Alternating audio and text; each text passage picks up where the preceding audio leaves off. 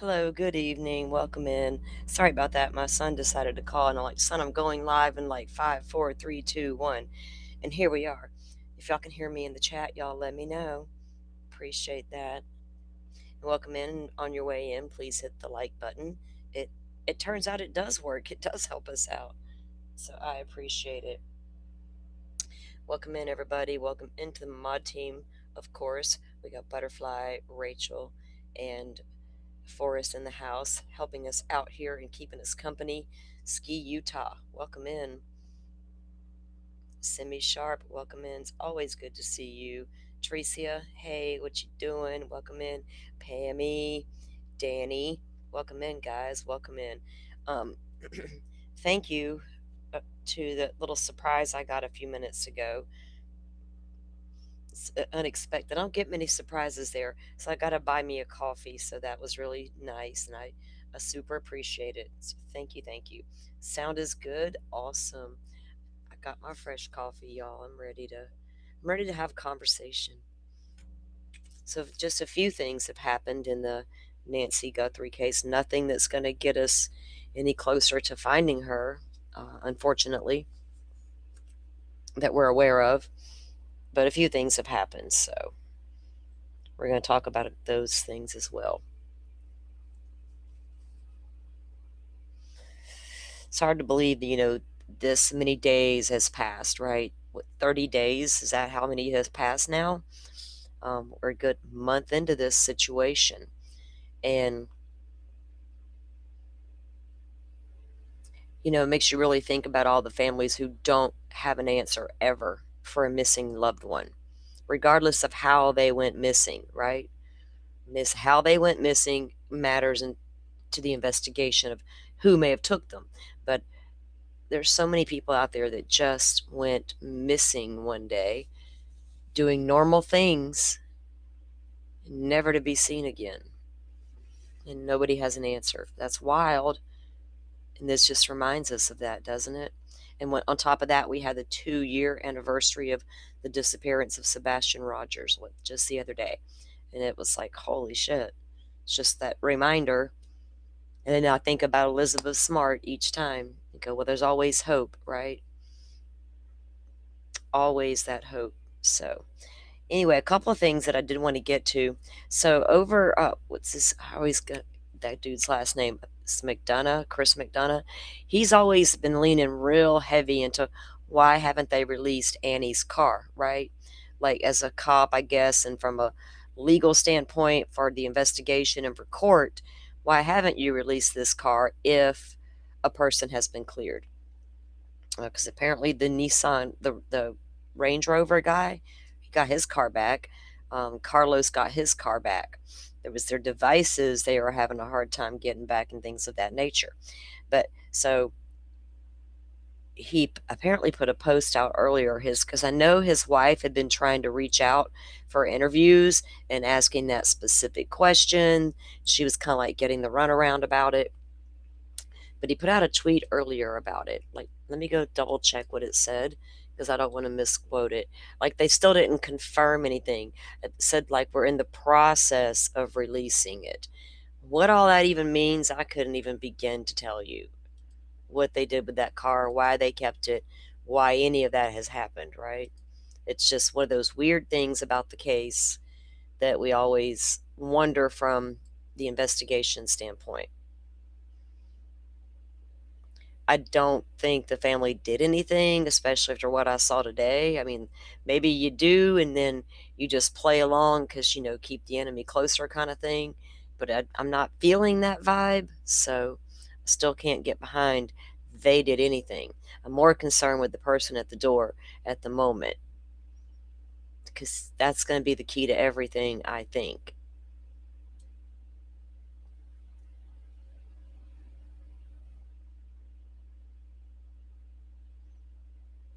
What is this? Oh, okay. So 3 hours ago, I guess he had a comment. Let's see. Let me get the screen up. So this is concerning the car, and that's the reason why I'm bringing this up. Okay.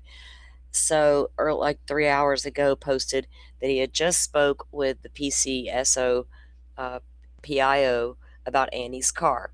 And they say that we're in the now this is going to be with the sheriff's office, right? I don't know who took the car and impounded it, like legit. Like if it was the sheriff's department, was it the FBI? We know the FBI was over there taking photos and all that, and we know the car was taken. But this is a statement coming from the sheriff's office, so take that with a grain of salt too. We're in the process of releasing it back to the family, but don't know when. Well, sir, that's really vague. So obviously it's coming from the I don't know what I'm doing, sheriff. And apparently he had a couple of comments, and there's an email he has shared. But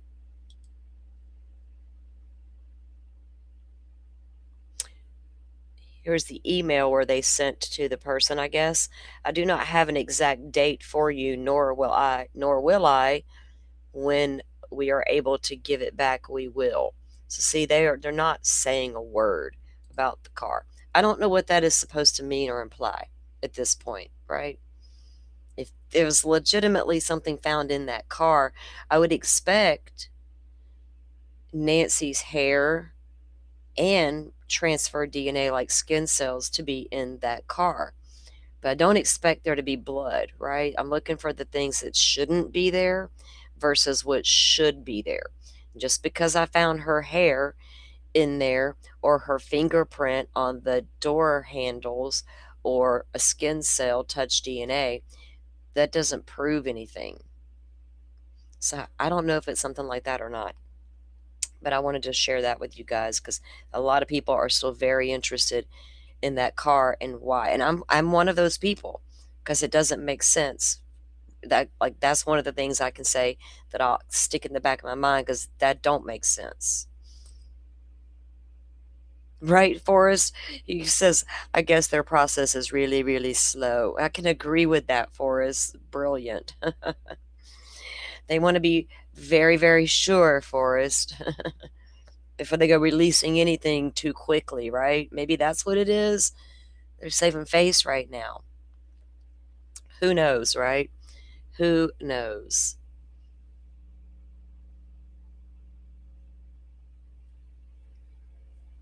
So Simi says that $1,000,000 bet. I really think someone will tell something. Yeah, shady people hang with shady people. I've said that. Criminals, they'll run together, right? Their little criminal enterprise, criminal network. Um, and they will for $1,000,000. So think about it. If you're dealing with a criminal, like just a criminal thing here, and that's just the end of it. Like attempted robbery went wrong, things happened.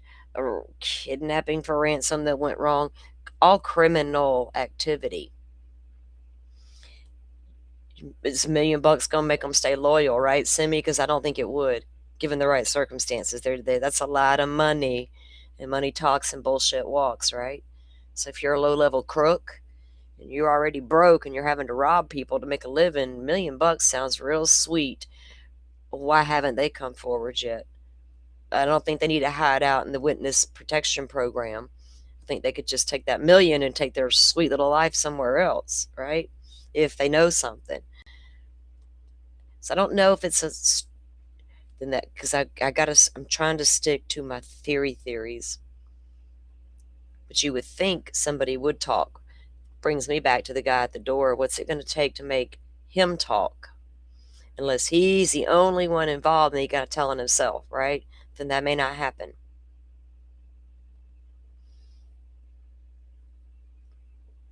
We've got to figure out who's got the empathy in this situation, right? Who's got something that can be worked with, if that's for lack of a better way to put that. Okay, so let me get to this. I know Brian Enton just released a video right before we came live, and I only got to like review the beginning of it.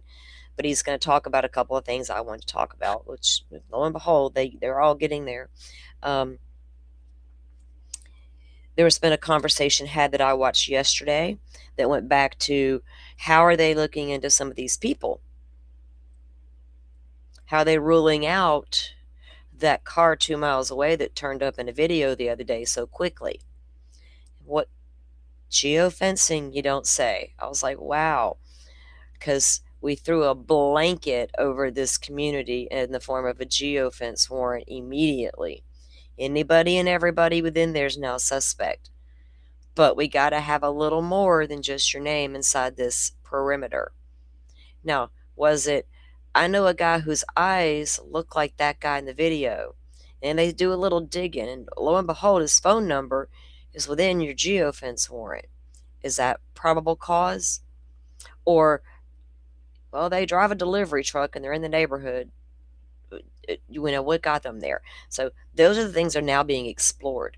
And it's important because right now we're hearing, you know, when Carlos got not arrested, detained and questioned, a place I don't normally go did interview him, and I went to review because that he sent her his warrant. The warrant was incredibly vague. I don't think she ever shared it. I saw it, and I know she read it, and I have no doubt it's what she read, because I read a lot of legal documents. But it was extremely vague, and it said looking for medications, medical device, and I was like, medications I expect because they could have got them anywhere. I don't even know if they took them with them. But device, what are we talking about? Cane? Because I think the cane got left. We didn't know at the time. Apple Watch, that was at the house. We didn't know at the time she had hearing aids. So then I wonder if she actually had those with her. Those would also pick up on a Bluetooth sniffer, wouldn't they? If they were Bluetooth compatible in a way. I don't know. Come to think of it, damn. She would have possible two things that may pick up on something like that. Who knows? But so exploring how they got to those people is worth looking at, because if you noticed, right after the second raid, quote unquote raid, people were beginning to question, well, what made you look at those guys? What was it? You know, what lead do you have? And nobody was like, could produce a lead or anything. And all of a sudden, those raids stopped. People were beginning to question, including me, 40 names and 40 pictures. Where did you get that from? People that may have bought a holster that may look like the one in the video. Ouch, that's not good. Right? And here we are with nothing. A bunch of random, let's look here and see kind of leads, which sometimes you got to do. So apparently the person in the second raid also has spoke out now, just like Carlos from the first raid. We saw him speak out immediately. The second one thought twice before coming out here without getting an attorney. The second one sat there for a moment because he could immediately see what was happening on social media. And remember when I said I don't usually put people's names and faces and all their things out there? I need a little more. I don't want to end up in a lawsuit, court document, all the things. Now he has spoke out. Now I can say his name, Luke Daly. I've known about it for a long, long time. I've known all the things that people wanted me to know about him and this girl. I could never tie them together with anything other than they got their shit raided, right? Apparently they got nothing because they let them guys go too, right? That's where my mind goes. They have let Tommaso go, or whatever his name is, Tommaso, all the way up to today. He's still walking free. Carlos is walking free, and so is Luke Daly. So who's got Miss Nancy if none of these people have her? It's so frustrating. Hey, Danny, welcome in. You believe it's more than one person? I do too. It's at least two people. If it depends on which theory I'm rolling with. I'm down to two theories left with this case. The ones that never made sense, I shoved them off the table weeks ago. I was like, seriously, get out of here, right? Like, I cannot entertain anymore robbery gone wrong and explore all the hows. The only robbery gone wrong that would make sense is if they thought Miss Nancy was a gem show dealer and had a really, really rare piece inside that house and they wanted it. That's all that's it. They would have taken that and not the lady, right? Any other random got lucky, I'm going to just rob this house tonight. I saw all the predators on the loose out there, unmasked with backpacks. I saw them. Way too many for my taste. But that's not what happened at Miss Nancy's that night, right? Not in my opinion. That's a sloppy individual right there, and they're going to leave DNA everywhere. They're going to panic when they make her bleed. It's just going to be a whole thing. And there's going to be a lot of evidence left behind. They're not going to be taking the camera and doing all this weird shit. They're just going to be panicking at that moment because, oh my God, I didn't mean for this to happen. Right? So none of that random stuff. Gone. SA gone wrong or SA and then took her because they didn't want to leave the evidence behind. That would be the most rare case of that I've ever seen. I've never heard of that where they take the person to avoid leaving the evidence of what they just did. And I'm absolutely fully aware that SA can occur on elderly women. I don't live in the dark. I cover true crime. But because I cover true crime and see the elements, I don't see them here, right? That helped me get there. Those two, gone. What's left? There's nothing left but ransom. And a lot of people don't believe that occurred at all. I'm on a small scale. I'm on a percentage with it. And then the other option to me is an individual who is obsessed. That's it. That's all that's left. What do y'all think? Y'all know I've been going down that road for a while.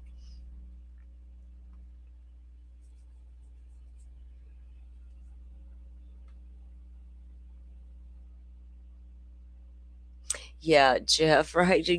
How many times have I heard of that over the past weeks? It was a stage scene. Did she ever make it back in the house? I'm like, what do you mean, did she ever make it back into the house? What do you think that is on the front porch? They could have put it there with what, a turkey baster? Did they suck it out? I hate to get graphic, out of Miss Nancy and then go up to the porch and drop it out with a dropper? Are you kidding me? And made that kind of spatter? And that little cough that I see, wow. Fucking geniuses, man. You can't make that make sense. You can't do it. It's weird. Like, that's a weird thought. Of course, you got to consider, did she ever make it back home? But when there's evidence that she did, you need to really look at that evidence, right? Oh, Forrest. Oh, look at Forrest coming in with a thank. I don't know what that is. Super chat, super sticker. Y'all know I don't freaking know. It says thanks for being you. Is that a super sticker? Oh, that's cool. Thanks for being you. Thank you for being you, my friend. Goodness, you're like my OG pal, right? I remember when I wanted him to be my mod. I didn't know I'd ever need a mod. Like, who's gonna watch me, right? So I had to find him, like, email me, like, shout it out like a bat signal. Email me, my friend. We finally were able to link up, and here we are. Thank you, thank you. I appreciate you so much. And you, sir, thank you for being you. All of y'all enjoying this conversation. And I do got some stuff we're going to look at later that pertains to like a obsessed person, like some traits that I didn't even know. I was like, when I started reading this thing, I was like, wow, this is crazy, right? Because how do we get 30 days in and we can't find Miss Nancy? Not even a trace is so odd. Who would go to such great measures, right, to make sure they covered their tracks? I really had to consider ransom outside the TMZ stuff, like a real ransom, because that would be sophisticated. So sophisticated, we're not going to get caught, right? We're going to do all the things that we know to do because we're professionals. But The ransom never happened. If you go with the two first letters that the FBI, I think, took seriously, when they asked for proof of life, nothing happened. They never got it. There was nothing after that. Silence. And we don't know what happened with that. We don't know what the FBI found with that. If they were able to rule that out or not. We don't know. So I'm sitting there with that on the burner. It cannot take it off. But also that leaves me with one more option, which is going to have to be an individual who's got a little too much time on their hands and their mind's running amok. Pammy, we've missed you. Thank you. Thank you. Thank you. Did you have fun? You've been enjoying yourself?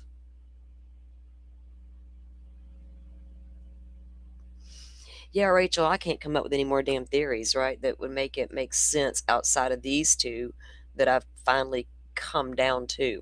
All right, so let me get grab my notes here and see what we were going to. Let's take a look at the family. So we know that.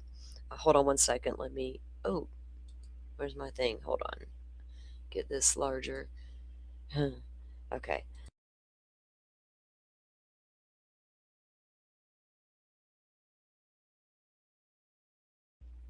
All right. So today the family, I say family, Savannah, Annie, and Tommaso visited the home. Now we know that the cops are done with it. The local authorities were done with it within 24 hours or so. Pretty much 48 hours, they're done deal. They're like, you can have it back. So then the FBI rolls into town. They're like, well, damn, we need to do some things too. And they did a whole bunch of things. And then we saw the DA's office go in there with the investigators and get a walkthrough of the scene and the theory of what happened and all the things. And now it's been released back to the family. We also saw new security coming in, installing new cameras around the house. We also saw, timing wise, conveniently enough, a lot of pushback on media presence. Think about it, because what started happening the minute they did the media presence pushback? We started seeing them come in and doing instigations, installments of this new cameras and such. And then they put them all down at the parking lot. You got to park down here. You got to walk in, get a ride in, whatever. Then they told them you got to get off the road. You got to get your tents off the street, get back. Okay, then we ended up seeing a guy get a sobriety test out there. Then we saw the girl with her ass hanging out of her pants out there. What's going on here? But as the media got pushed further back, a lot of them did leave. And one big streamer did also leave. And he went and sat outside the police station and totally missed the family coming back. And I thought, whoa, was that strategic or what? Because the fool, or I'm sorry, the media guy, I don't know who you were, that was there was almost in panic mode about get this, get this, get this. And I'm thinking, that's as vulgar as the chick with her ass out and the guy walking the line to see if he's sober. Get this, get this, get this. And then all this talk about, is she going to go back to the Today Show? She's a news lady, but maybe she sees a side of y'all she don't like. And who the hell is society to act like this woman needs to choose whether or not she's going back to anything 30 days later? NBC is not applying any pressure. And they shouldn't be. What do you want me to clap for them? The fuck is happening? I don't care. Stop putting pressure on this woman to give the public a statement, or these news people who want to make it a thing. Is she going back to the Today Show? I'd tell all of y'all to kiss my you know what and then tell you to bless your heart. It's weird. It's like y'all got the weird questions. I'm concerned about who the hell's got her still to this day and what's going on there. All right, so let me pull up this video. Like I said, I think Brian's got a pretty good video of today. Somebody's could use his, because I did see that much of it. Because he said something about corrupted. Oh, it's the one they did for News Nation that I saw earlier. Okay, we're going to play this. Oh, no, that's the one. from News Nation. Where's Brian's? Right here. Okay, yeah, he's got the same one but without. Okay. So for now, I'm going to play this part.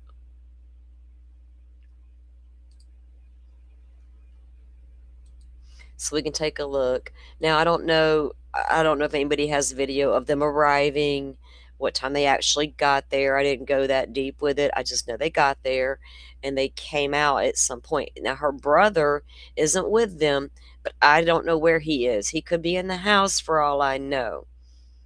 He could have had to fly home to his family for a few minutes or a day or two for all I know. I have no idea. And I don't want to assume anything bad because I don't see him out here with the other three, right? I don't know what to make of that. Okay. Such a sad case when you think about 84-year-old Nancy Guthrie missing and what her family is going through. So I just want to play you this moment, the whole raw thing, just so you can see it for yourself.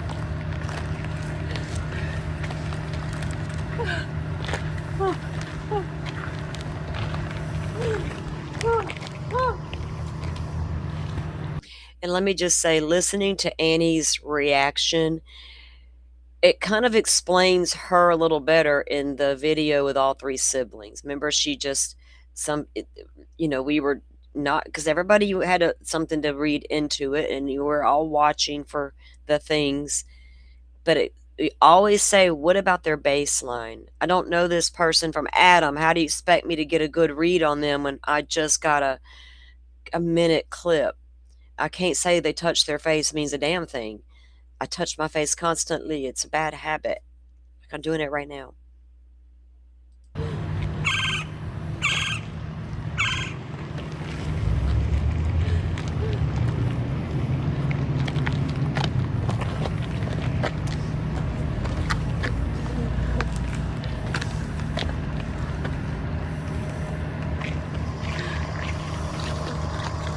And I don't mean this in an ugly way, but I got 6 siblings. One of us lives extremely close to my father. Guess which one is extremely close to my father? Now we all are. And I got one that spends so much time with him hunting and fishing, but he's not the one that lives you know what I mean, in the back, in his own house on another lot, but they're neighbors. Annie's that way with her mom. She's there every day, 24/7. If anything happens, I'm down the street now, right? Every day, the day to day that needs to be done, she's going to be that go to individual. They were probably very close. I'm not going to say, oh, there was a weirdness and I'm not doing that until I see evidence otherwise. I'm going to go out here and say that woman was probably extremely close to her mother and is probably just because it's always about Savannah. And it probably is about Savannah. Why Miss Nancy's not in that house anymore. Unfortunately, not Savannah's fault. But also at the same time, I got a lot of empathy for Annie because I know the walk of the caregiver. Because you are the one able to do it so everyone else can live their shiny life.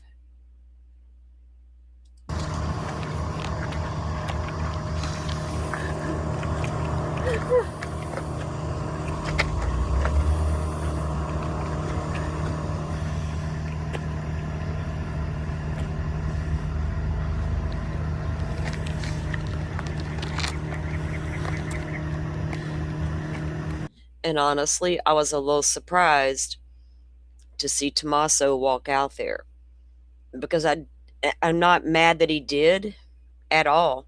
Stand your ground if you need to.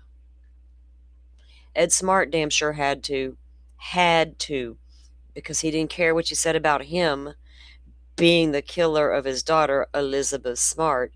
He was on a mission to find her. He could care less what you said about him.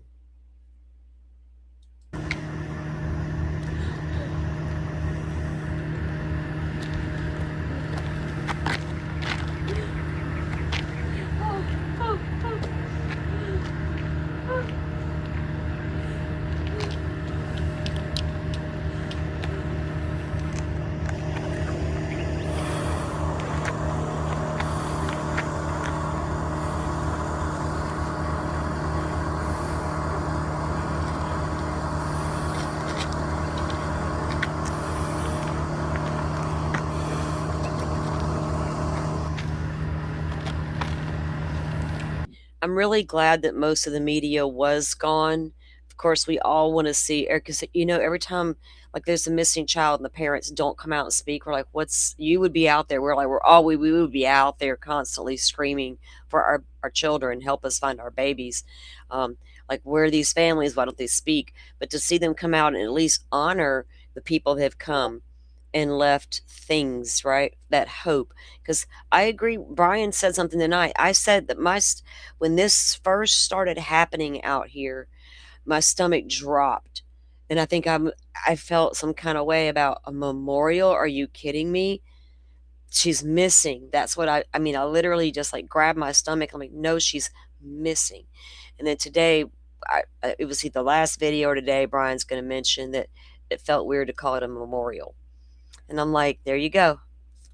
Finally, y'all need to take a breath and think about things, because this may be just like an altar where you come and you pay your respects.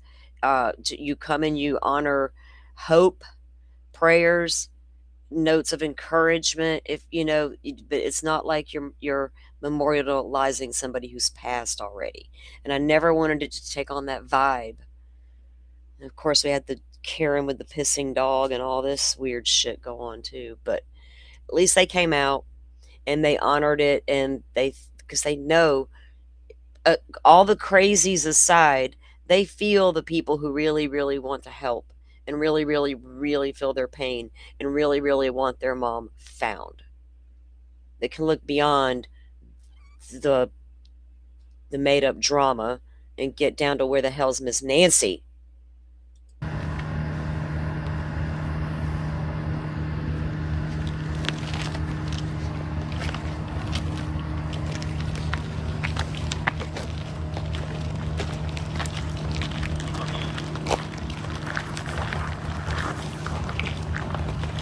So yeah, I mean, just so sad to see that, and you.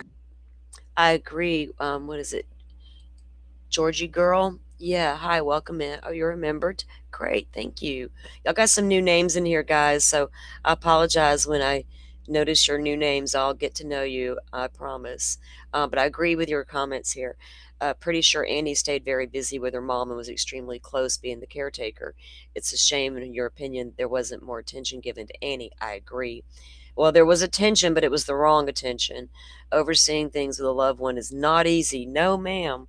It is not easy at all. And I've done it a couple times, and it needs to be respected for what it is. But Annie, I don't think, got the attention she deserved for that, because of eh, her husband. People were looking at him, that one of those sources named him a suspect weeks into the investigation, when I was like, it's pretty sure that in the beginning they did look at him. Duh, he was the last one to drop her off, right? And that went nowhere. Even the FBI went in and did their thing, and that went nowhere. So, yeah, they're kind of off the table. So I don't know what the family's going to do beyond that, right? They need their space, they need their time to do whatever they need to do to keep that house up and running. And probably they got to clean out the refrigerator, guys. The little things you got to go in there and do now. Make sure all the things are done, all the security's in place. I don't know what they've done as far as cleanup, crime scene type cleanup. if they even plan to do anything like that. When Crystal Rogers passed away, because now there's people in jail now for murder, but we've never found her body. When Crystal disappeared and her car was found, and the cops got done with it, and blah blah blah blah blah, whatever they did, her dad got that car back, and he preserved that car, right? Preserved it, like nobody touched this car, and he. I was looking through my photos today to upload some to the PC, and Tommy Ballard is right there. And I was thinking today, when will we see charges for Tommy? But and then I'm going to lose my train of thought thinking about that, because I'm going to get emotional thinking about that, because I need that to happen, right? But yeah, thank God he wasn't there. Yeah, I there's so many bad comments out there being said that it would have been a. I didn't want the first time they did go back out there and visit the scene to be exploited like that, right? It is what it is. We all wanted to see that moment or whatever we could of it, but we also are willing to give them their space once we saw it, right? That little bit we saw, I felt like was enough for us to see that, because you got to humanize Miss Nancy, right? Especially for whoever took her. We've got to start bringing this back to Miss Nancy. And if you can get somebody to grow some empathy for Nancy and Nancy's other children, and what Nancy meant outside of what she might have meant to one, you might can get to some empathy, right? Regardless of who took her at this point. What if a kidnapper took her? See, the thing about the kidnapping is, if a kidnapping really occurred for ransom, something went terribly wrong and Nancy's no longer with us. They're not prepared to hold a victim. Well, if they're looking for a political gain and they're doing all that kind of level stuff, what's a month? It's nothing.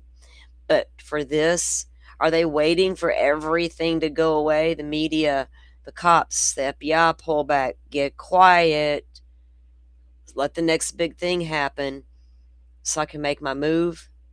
And they got her tucked away safely, and they'll respond when they're ready. That can only be the only way that's going to work for kidnapping, because you got to be prepared to go long term, right? That's my thought process. A kidnapper may just go short term, or would they? Right? Are they prepared to hold out 30 days and let it all blow over? God, I hope so. Kidnapper, I hope that's what happens. We'll go shh if you need us to. Do you need us to go silent for a minute? That's all it's going to take. Well, you already got the media pushback, so there's your start. Oh, and the FBI has pulled back to Phoenix, and a task force has been formed that will work with that little bitty detective homicide department down there in Tucson. So, yeah, it's all good. They've pulled back. Coverage is about to go way back, right? So, if there's a move to make, it's going to be soon. But on the other hand, if you're the other type of individual who may have done this, how long term were you prepared to go? Or was it even about that? Ugh, lordy, lordy. Now, there's interviews now out there with the guy who was raided the second time, right? We know Carlos was your first. Let me check my message with. Oh, okay. Let me see this. Okay, cool. Thanks, Butterfly. I just checked to see if you had responded to that. Okay, thank you. Um, all right. So we saw Carlos with the first raid, right? And he spoke out pretty much immediately. And then you get to the second raid, and that guy Luke Daly, he spoke out with Brianna Whitney, and then his mom did as well. And I think also, what's his name, Matt Finn on X says he interviewed them as well, but I haven't seen that yet. And I know Brianna did do her full interview with Luke on YouTube, and just before we aired, She excuse me, she did her video with his mother. So I have that too. We're gonna take a look at those because something's amiss. Yeah, the rookie department sent me.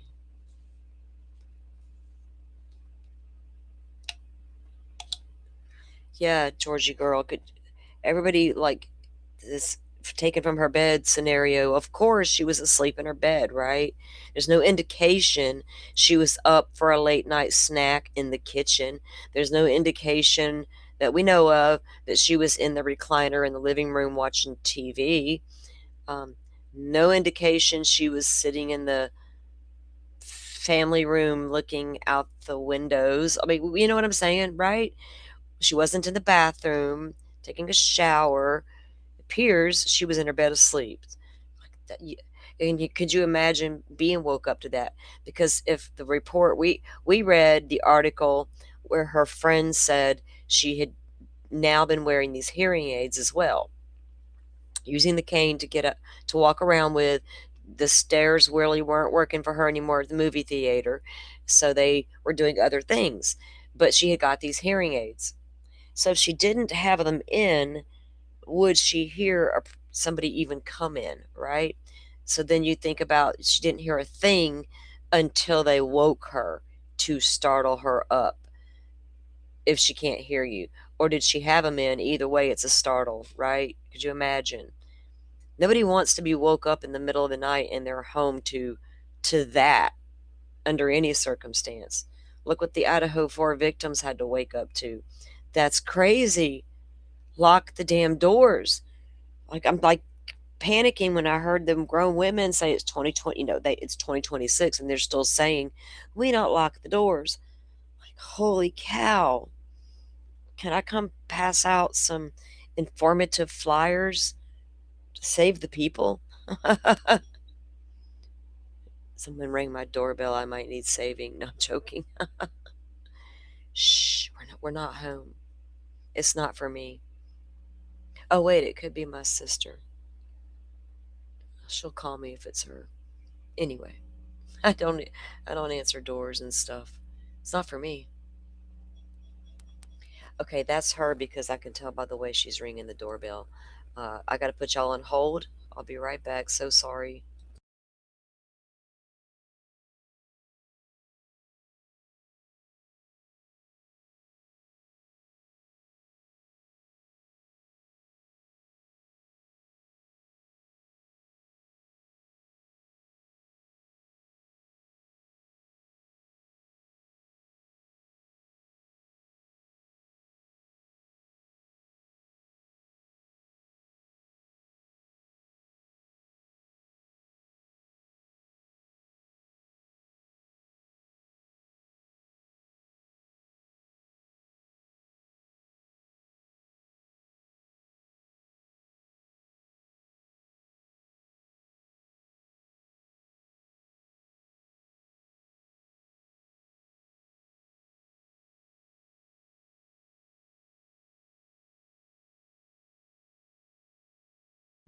Okay, long story.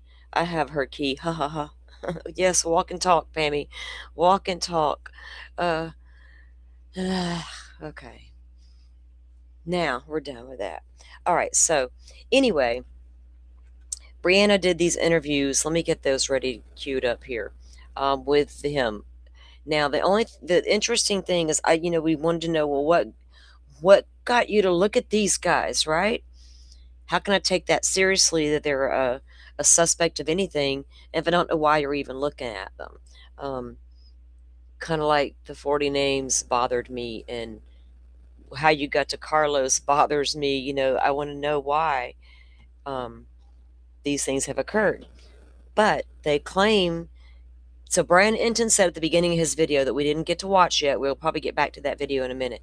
But Brian says he had just left the law office of Luke Daly's attorney.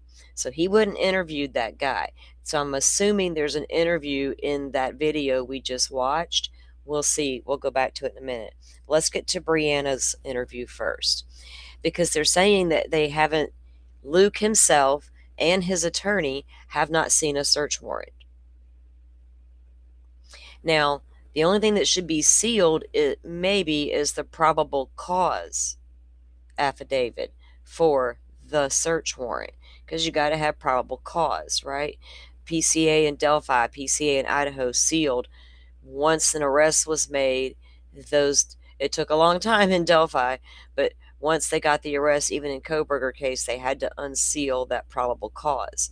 And that's when you get to pick apart what do they actually have against this person, and you get details like that.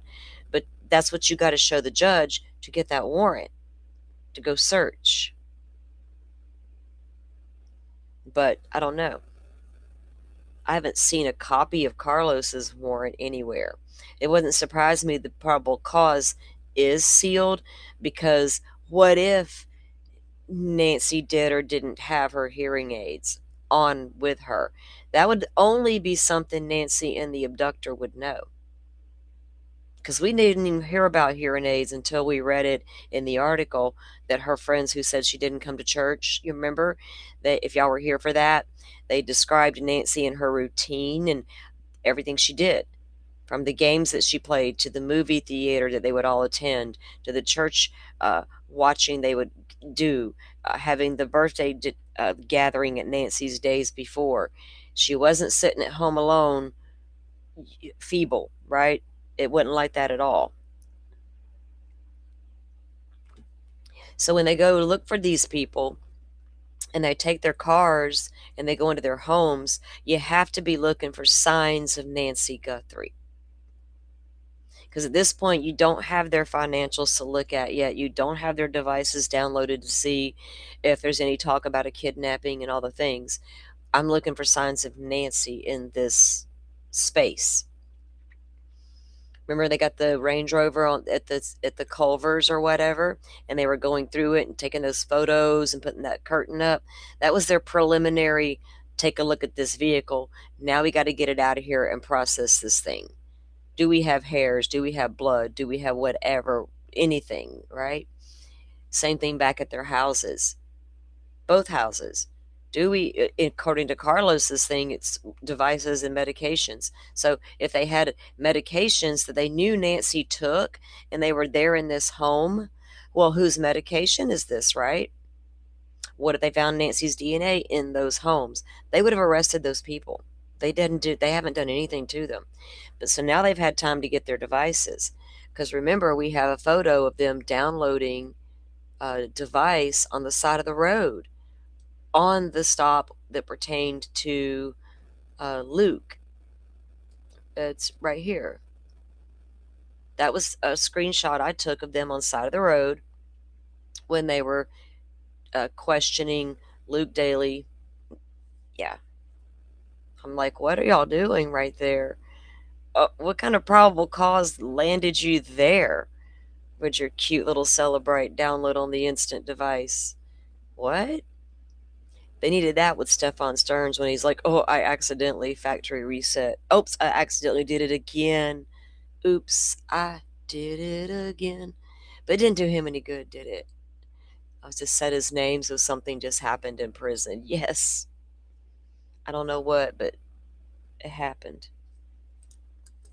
All right, so let me pull up Brianna's interview.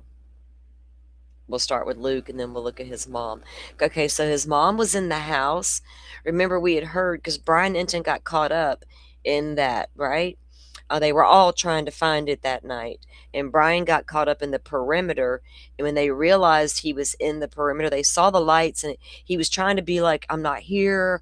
Don't, ignore me. I'm not media. Y'all just carry on about your business. I was like, but he said they noticed him because they were having to use a light here and there. And anyway, they asked him to leave the perimeter. This is what they're in. So the house there, that's where the elderly lady lived. It was put out. It was the elderly lady. And then after that, remember Brian Enton did a video where he went right to the door and nobody came to the door, and other creators went there as well. But Brian went back to that house and nobody came to the door to talk to him. So now he's talked to that guy's attorney, and this guy has spoke out as well. So backstory on that. All right. Okay, here's Brianna's interview with Luke. Let me. Now, a lot of you may be familiar with the name, especially if you're on social media a lot, like your Facebook and your Twitter. Okay,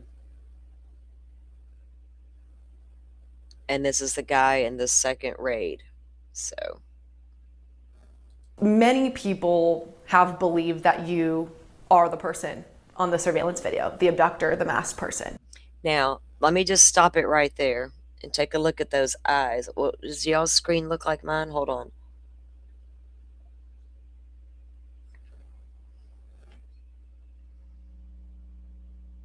You despise autocorrect. Yeah, it's a fool. I don't know what is up with autocorrect. I don't know what happened there with that guy. Like you, what are you doing? That doesn't even make sense what you just said, autocorrect. It's crazy.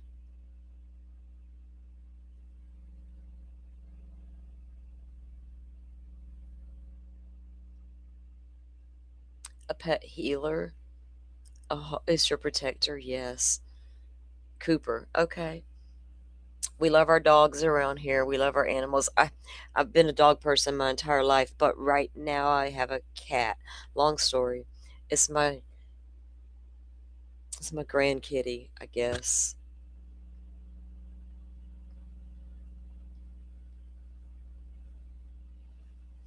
Oh, thank you, Hyper Kimberly. Thank you for that comment. Thank you for joining us. Thank you for being here. All right, guys. Looking at those eyes compared to the eyes in the masked guy at the door. You could almost honestly say they kind of look alike. But what does that mean? Some of y'all might look at that and say, no, they don't look alike at all to me, never did. Some say, yep, yep, yep, without a doubt, right? I say, could be, because I've been looking for a long time comparing, because I've known who this guy is for quite a while. So, well, since the house got raided, um, boom, that information was everywhere. So that's one thing that's bothered me the most about this guy, that that was it. Nothing else ever showed me he was there or did anything wrong, right? Especially once they let him go. So I was just going to get y'all's take on what y'all thought about the eyes, if there was even a possibility. Hawkeyes, you love your little dogs. Yeah, y'all have heard me say I don't like the little dogs. It's personally for a dog. Because I always had female pit bulls, right? That's my kind of dog. If I have a dog, is a female pit. Never had a small dog. Never, ever. If it's anything like a cat, no. If it's real super needy and stuff, like, but this cat's not needy. She's just, she's cool as hell. I'll say that. I don't have a problem with her at all. But she's bossy and shit. I mean, she's testy at times. 3 o'clock in the morning, kind of testy. I'm like, what are you doing? My dog would be asleep right now, like sound asleep, taking up the fucking bed. But no, this cat wants to do some weird shit. It's such a different thing.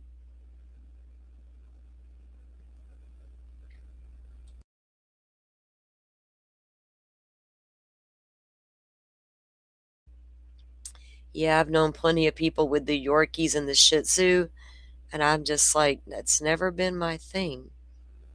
Okay, so here's the interview. Listen to this, and y'all see what y'all think at the end of this. All right, so this was the guy that got raided. Is that you? It's not me. I don't see the resemblance of it looking like me, but absolutely not. I have nothing to do with this case. Nothing to do with it. Do you have any idea who is involved in the abduction? I don't. If I did, I would happily tell FBI, police, anything. I mean, I, like everyone else, just want Nancy to come home and be safe. But that being said, I have nothing to do with this case, and That's it. Explain to me what happened on the night you were detained, where you were, you're with your car. How did that unfold in your eyes? So I was driving home. I noticed two sheriff vehicles following me.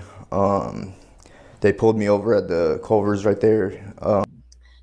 So that's the second raid, where the guy being followed says, I noticed I was being followed. And I'm thinking, I would notice too. But how good are these cruisers? Y'all got marked cop cars following them. Yeah, I know you need one to do a traffic stop, duh. But you're making it obvious, or what? You know what I'm saying? What if the guy is the guy? It's a dangerous situation. Approach with caution. But both of these guys are like, I'm being followed by the popo. Something's going down. Not just one, but two. Damn. Asked me to get out of the car. Didn't tell me what it was about. So they had me cuffed in the back of a cop car, detained. I was asking, like, what am I being detained for? And they wouldn't tell me anything. They just said that the detectives would be there to talk to me. And once I saw, like, FBI and all the other cars start pulling in, I'm like, oh, this is probably about the Guthrie case. I'm like, this should be easy. Like, I have nothing to do with this, so it should be not a big deal to clear my name. Now, I've already heard, because he says, oh, this must be about the Guthrie case. And I saw some comments like, that's weird he said that. And I thought, well, is it? Because it's got coverage everywhere. He's going to tell you in a minute that his mom followed the case. She lives there 2 miles away. Remember, they lived 2 miles away. So his mom was following information on the case and had told him stuff.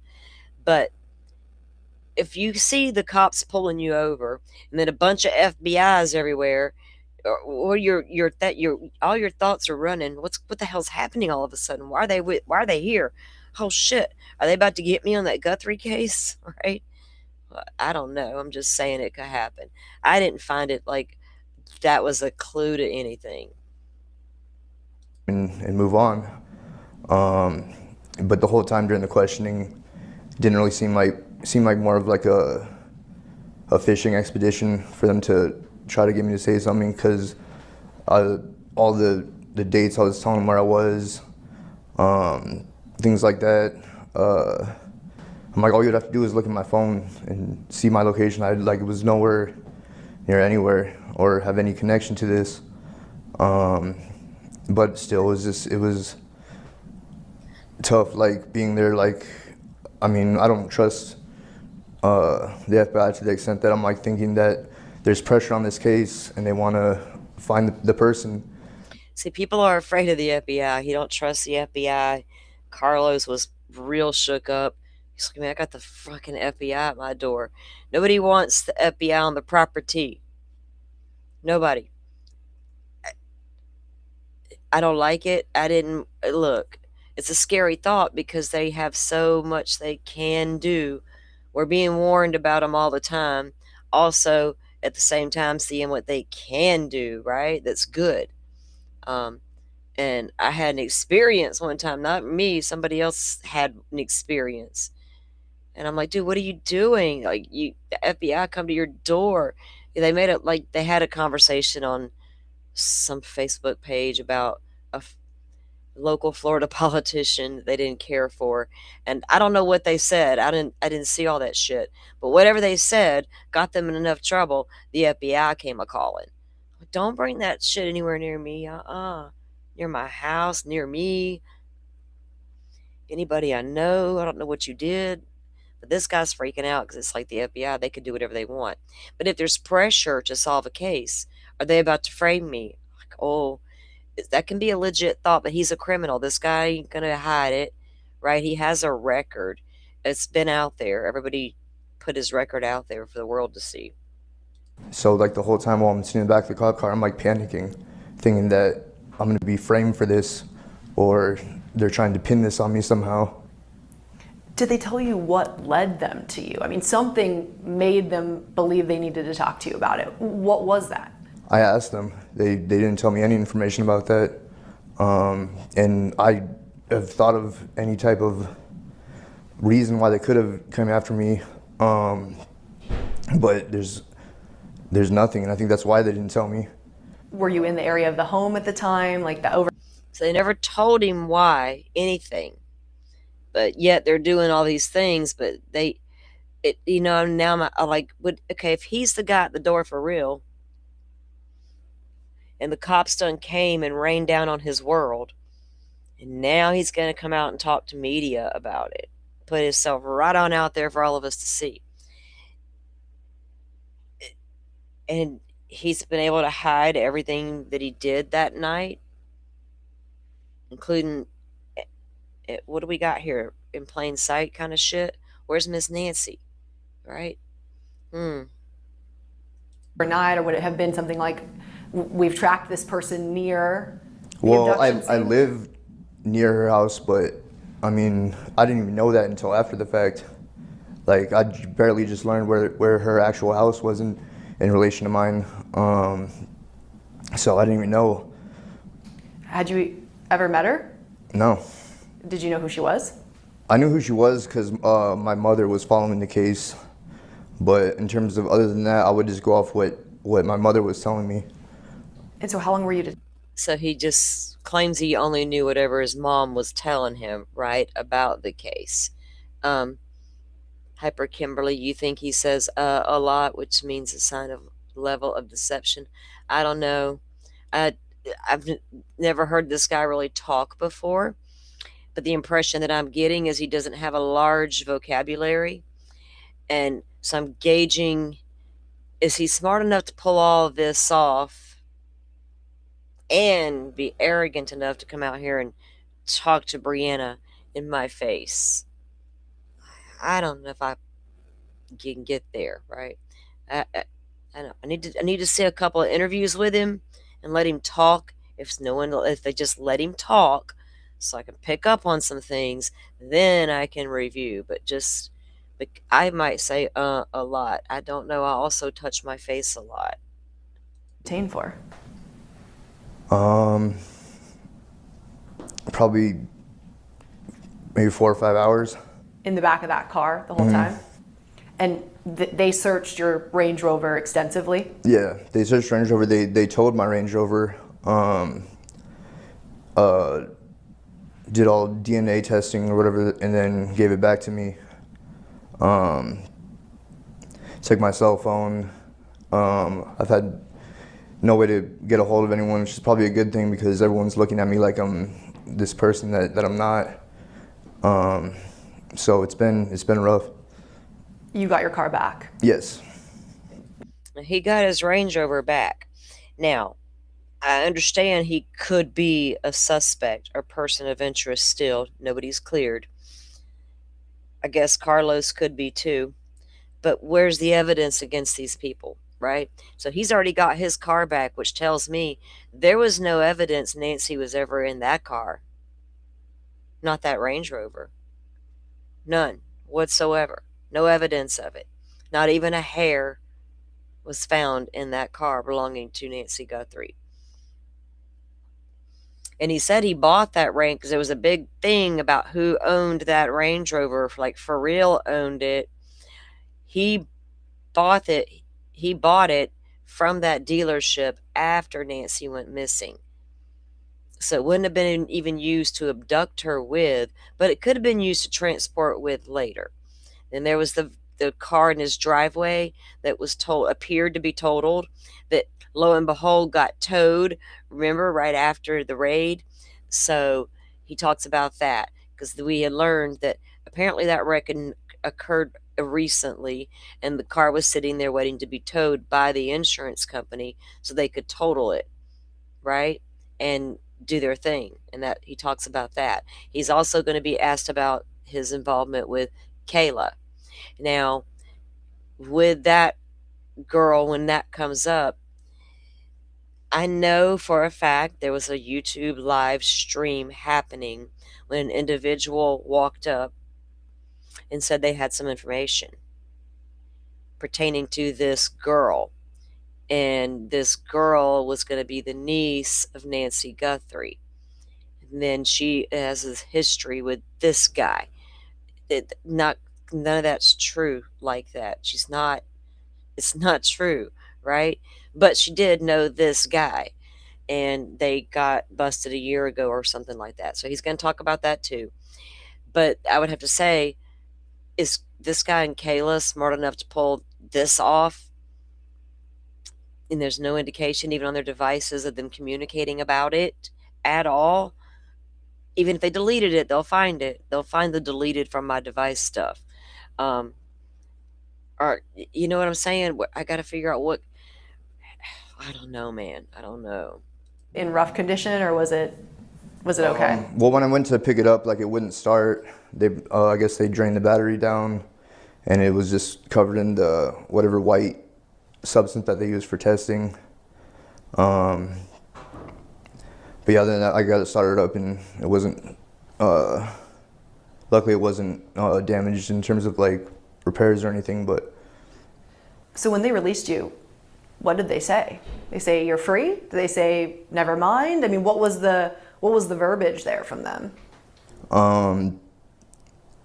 They had just told me that they were still at my house, so I couldn't go home. But they drove me somewhere near the house and just dropped me off.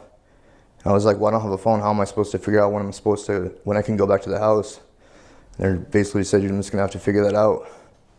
So I mean, I waited just where they dropped me off at for maybe an hour or so. I had a friend that lived near the area, and I walked over there. They weren't home, so I was just waiting, like basically just on their patio. And then it got to the point where I'm like, well, they should be done by now. I walked back to my house, and this was like the worst part for me, is getting there and seeing the house torn up.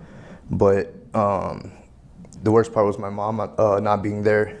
So I found that was weird. So that we're done with you. You can't have your car or your phone, but we'll take you and we'll drop you off near your home. Oh, because by the way, you can't go home yet because we're not finished there. So he goes and has to wait around, and he ends up at a friend's house on the patio chilling. I'm like, damn. Okay. So then when he gets home, his mom's not there. Now, we found out very early on, right after the raid happened, or when it started, they took his mom out of the house and took her over to a neighbor's house. Enton even reported on this. When they took her to the neighbor's house. Now, here is where I don't understand, because according to that report, I got to go back and find Enton's report actually. She goes to the neighbor's house and she waits there. They allow her to go wait there. That was the first indication they knew she didn't do anything wrong. They needed her out of that house. So they allow her, because otherwise she'd have been in a cop car, right, being detained. They took her next door and let her hang out with a neighbor while they did their thing. When the neighbor walked her home, when the cops were done, he's the one that reported there was paperwork laying on the table, because they have to leave a warrant on the table. So what did we not, I don't know what what they're claiming they didn't see yet. Do they just see the search warrant and the probable cause is what's sealed? So it's not that, because if they didn't even see a warrant, how did they get in the front door? Why did you let them in the front door? I'm here to tell you, I don't care how many of them knock at my front door. I need to see the warrant, because that's illegal according to the Constitution of the United States of America, that was written to protect people like me from people like you. I'm just saying. Please come with your evidence and come correct. And her being elderly and having AFib and things like that, I'm thinking the worst. Like, I see her car's here, but she's not there, and I don't have my phone to get a hold of her. So I'm wondering what happened, if I need to start calling hospitals or what the deal was. But luckily, I guess she went to one of the neighbors, but I didn't find that out until the next day. Right. You were detained and released, but you've said it. Your face, your name, it's everywhere online. People still believe you were either involved or did this. What's that been like for you to have your name, your picture, even a past mugshot all over the internet associated with this case? I mean, for me, it's terrible. I it's hard to go anywhere, and the hard part is they're making all these assumptions based on things that have absolutely no relevance, and they're just bringing up my past, which I haven't. I mean, I do have a past, but nothing violent or anything like that. All my past has just been involved with using drugs, and I haven't been in that life for over 2 years now. So all the things that they're bringing up, it's, yeah, I guess it's public record, but it would have came out if it wasn't for all these people speculating and doing things like that. So now people that had no idea about my past, so I've done like a good job of working past it and not having anything to do with it. So them doing that now is kind of just Uh-oh. Working past all of his hardships, kind of like that one guy who's a live streamer that the streets are telling me that I should respect that because he's moved on, done better. Oh, Lordy. reopening this whole speculation and have me make me out to look like this bad person, which I'm not. And it's not just been you. People have found, records of an alleged girlfriend of yours. There's been a lot of rumors swirling around. What do you want to say about those rumors, about you, about her, about, everybody that people have looked at and said, well, they could do this? Yeah, first of all, that's not my girlfriend. I barely knew that girl, and I was arrested with her on a completely different circumstance over a year ago. I haven't talked to her since, and I guess they're just going off of the arrest saying that I was arrested with her, so, but I hardly know her and don't associate with her. But in terms of everything else, I mean, all the speculation is just going off of, I don't even know if people really believe it, but online it just seems like they're pushing this narrative and trying to make connections with things that are.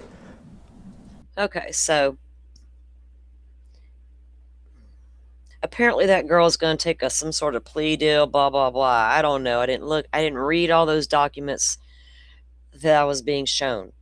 But is that what led them to him? Something Kayla told them? Where's the evidence? Because otherwise she don't get no deal. Was it a phone call that said on the tip line, hey, his eyes really freak me out and they really could be this guy's? Is that enough for probable cause? I mean, because I really want to know too, what the hell got them to look at this person? Because it had to be something that linked them in some way to what happened for you to even wonder what that connection was, whether it was an ex-employee of, say, like the landscaping people, right? There's a lot of local businesses that do that, a lot of guys that do it privately, a couple of people do it together. They may have 5 trucks in the fleet, who knows? But so could it be like one of those things? Worked with the landscapers, but did it, I don't know, 8 years ago, 6 years ago, who knows? What kind of connection would they even have to Nancy Guthrie's world, if they had one at all? So I don't know what the hell they used or thought they had against this guy to even look his way. Was it really the sheriff playing cowboy all of a sudden with both people, Carlos and this guy, and the FBI just went along for the ride and used all those resources for let the sheriff have this one? It's going to distract from what we're really doing, or what was that about? Because I know they were involved. Even when you listen to Carlos's audio, they had the financial fraud unit involved. Financial fraud would involve a kidnapping for a ransom, right? Right? They were all in town. So it's crazy to think it was one, like the sheriff or the FBI. It was like they all did it together, but I don't know whose call that was, who got that tip, that, which department got the tip. Federal, we heard this was a federal warrant, right? So that means the FBI would have had to obtain the warrant. But what It had to be more than his eyes, right? Because you don't want that one person you made mad 10 years ago that you forgot about to call the cops one day and say, you know what? Their eyes match that eyes y'all are looking for in that video y'all showed on TV. And the next thing you know, FBI is raining down on your world. That okay with y'all? Not okay with me. That would be a big old inconvenience that I'm not down for. I don't know, basically like circumstantial, like saying my eyelashes match the guy in the ski mask picture, which I'm sure like if you could use anyone's picture and find similarities. And you don't recognize the person on that in that footage? No, I don't. But in terms of all this, like I said, they're comparing my face to this. They're talking about my Range Rover, which I didn't even buy until after she was reported missing. It was a new car, yeah. for you? Yeah, because the first thing you notice when the car photos emerged of the stop, they had put a piece of paper up over the tag, right? But you could see the edge of the tag, and it was so obvious it was a temporary tag from the get-go. What's going to have a temporary tag? A new car from the dealership until you got your real tag. So it was obvious it was a new car from jump. And yeah, he bought it after the fact. So I don't, if he did anything, he didn't use that vehicle to do it, obviously, right? No evidence was found in that car, or it wouldn't have got released. Yeah. They're talking about another car that was towed off my property. That car wasn't an accident, has nothing to do with this. It wasn't towed in relation to this case. It was being towed by the insurance company to assume if it was totaled or not. So that had nothing to do with the case. There's no evidence to point towards me other than speculation. You really have no idea what led them to you in this case? Absolutely not. Still a mystery to you? Yes, and I would love to find out. Were you dealing mostly with sheriff's deputies or FBI agents when you were detained? When I was detained by the sheriffs, but in terms of all the questioning was done by the FBI. What would you like to say to both PCSD and the FBI? Basically what I told them before, if there's anything, I'm happy to help. Pammy, I'm reading. I'm sorry, y'all. I had to stop a second. Reading the comments.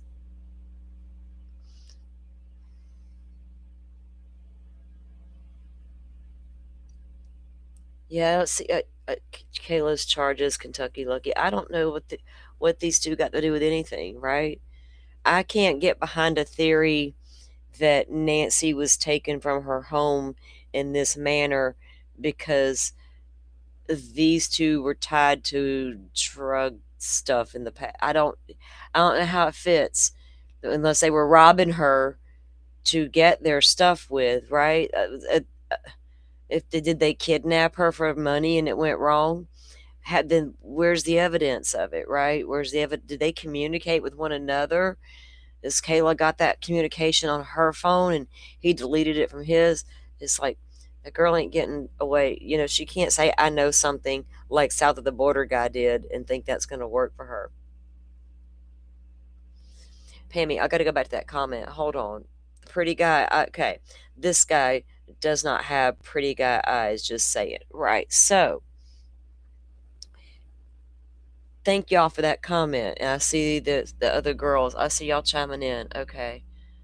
All right. That's what I wanted to know. If there actually was something real that I could help them with, but because I know the video we saw is black and white, but this guy has really dark eyes, right? They're really brown, a deep, dark brown eye. From that FBI dropped video that we saw, not anybody else's, I feel like this guy's got the guy at the door may have a lighter colored eye. Does that make sense? What do y'all think about that? Tell me what y'all do think. Dark guy at the door, light colored eye at the door. Like blue, green, maybe even a hazelish, I don't know. I'm not thinking like ice blue, like I'm not thinking that. What are y'all thinking? Like I said, they have my phone. They went through my phones. It could all be in the eyes or the eyebrows. Who knows? So I mean, if it was anything real, they could look through that and hope clear my name. Um, but in terms of the collateral damages, this being part of it, there's not really any type of way. There's no going back from this. For your whole family too. I mean, your mom has had to go through this too. As a family, how has this made you guys feel collectively together to kind of be in this public shock, this public scrutiny? It all just seems like a nightmare. I mean, it doesn't seem real, and it's just been, we're all just it's just been a nightmare. I know my mom, she has like problem with stress, and like she was doing good before this. After this, she's been a lot more stressed. It's been hard. I'll let her speak to how it's affected her, but I mean, in terms of collectively as a family, it's been a nightmare. You know, what's your message for Nancy Guthrie's family?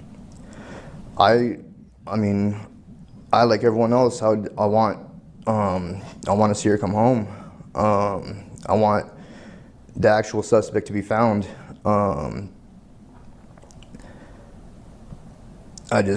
think it's really unfair to them to give them false hope by going off whatever they went off to have this huge investigation and raid happen. To me, it's like giving them false hope that they had a suspect, and then it was nothing. And I'm not the first person either, so I think it's... Now, could you imagine, honestly, being the family and see one raid go down and think, could this be it? No matter what you think in your mind of how it happened, who it was, or why they did it, this could be it. And then nothing. And then the second one happens, and it's the same damn thing again. Who reassured the family? Did anybody give them a heads up it was even going to happen? Did they turn on the news and go, holy shit? Or did they get a heads up, right, that this is going to happen? And were they sitting there on pins and needles waiting to see what happened? How many times can you do that and do it publicly, so publicly, right? Because it's been nothing since this second one happened. I think it's wrong in that sense. This is your first interview since you've been detained. What's your hope in putting your voice out there now that people will get from this interview? I mean, for my personal interest, I would just say just not to go off speculation of everything you hear on the internet and kind of like the hive mind mentality that someone says something and then they... So I wondered if the common denominator between him and Carlos, at the least, was, did they show up in the geofence warrant? How far out did their warrant actually extend? Was it a 2-mile radius? Because this guy lives 2 miles away. There's a really good chance Carlos was in that neighborhood within the 2-mile parameter because he was delivering things. Good chance he even said he went to Nancy's house and delivered things. But apparently Carlos' DNA is not in that house, right? Not even on a transfer thingy. But, well, there's a mixture happening. We don't know what's going on. But was there a common denominator between those two incidents? And was that the only common denominator? With Carlos, I could say, okay, well, he's in this geofence warrant. We are hearing about a white delivery truck, this and that. He drives a white delivery truck. Was that probable cause? What about this guy?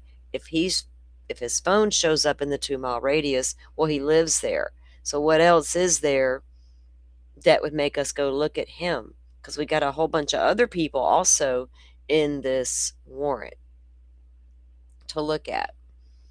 And that's one of the things that Chris McDonough explored with, what was it, Banfield, about the cars that we just saw in that recent video.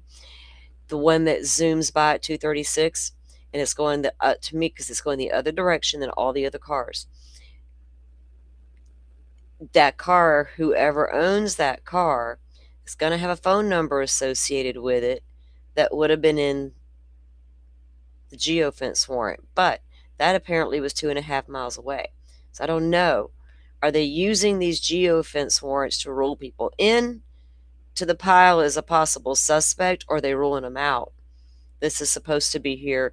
This lives here. This lives here. That all these things. How are they ruling? They came out pretty quickly and said the car you see on the video that was just released, is nothing.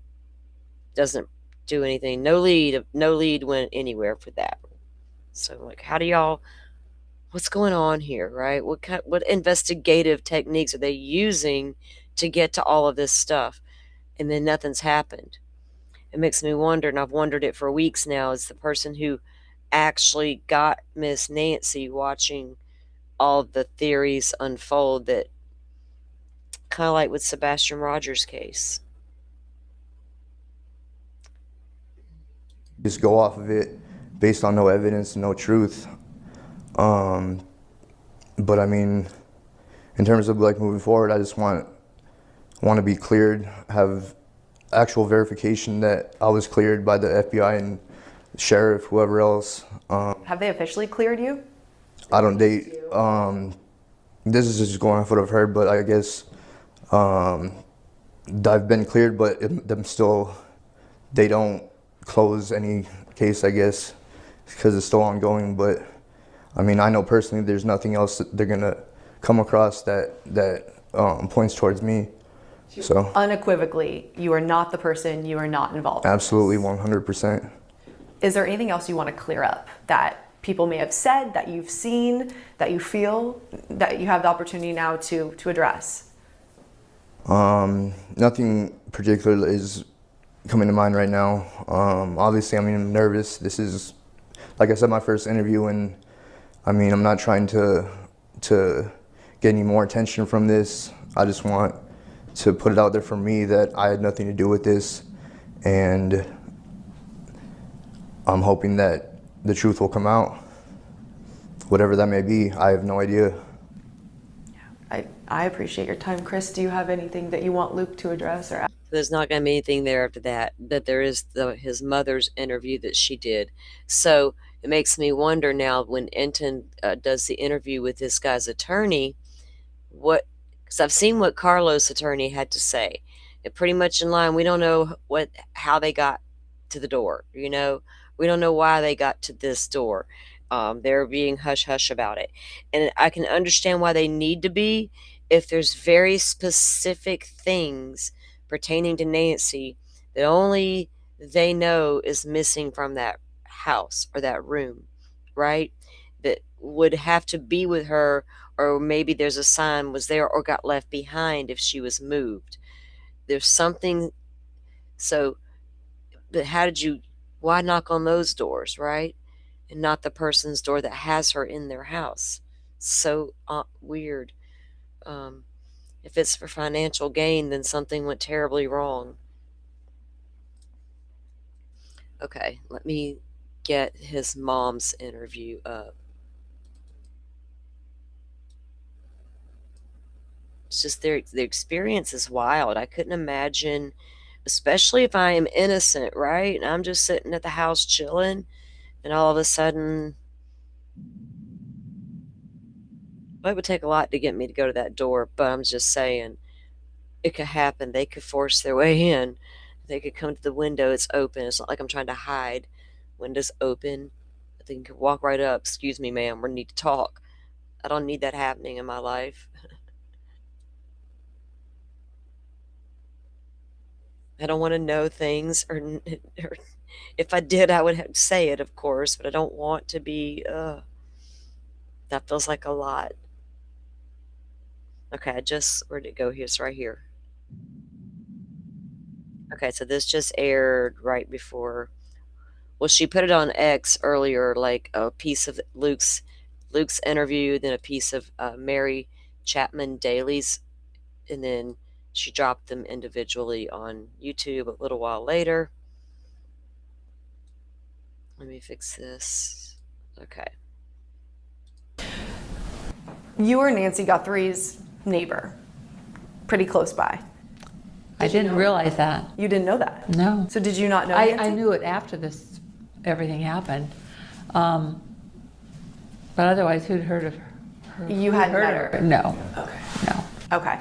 So you hear that she is abducted. She goes missing. And I assume your first thought when you hear this is, oh my gosh, somebody, I mean, this is crazy and it's nearby. Were you following the story, following the case? Totally. At that point, to see if they could ever find her, you know. And, you know, Savannah grew up in Arizona and, you know, her family, and we watch her on TV, so it's sort of like, you know, she comes into our living room and tells us what's going on. So it's, you know, it's very emotional for me. I mean, And that, I'm sure, is how a lot of people in that community, in that town feel.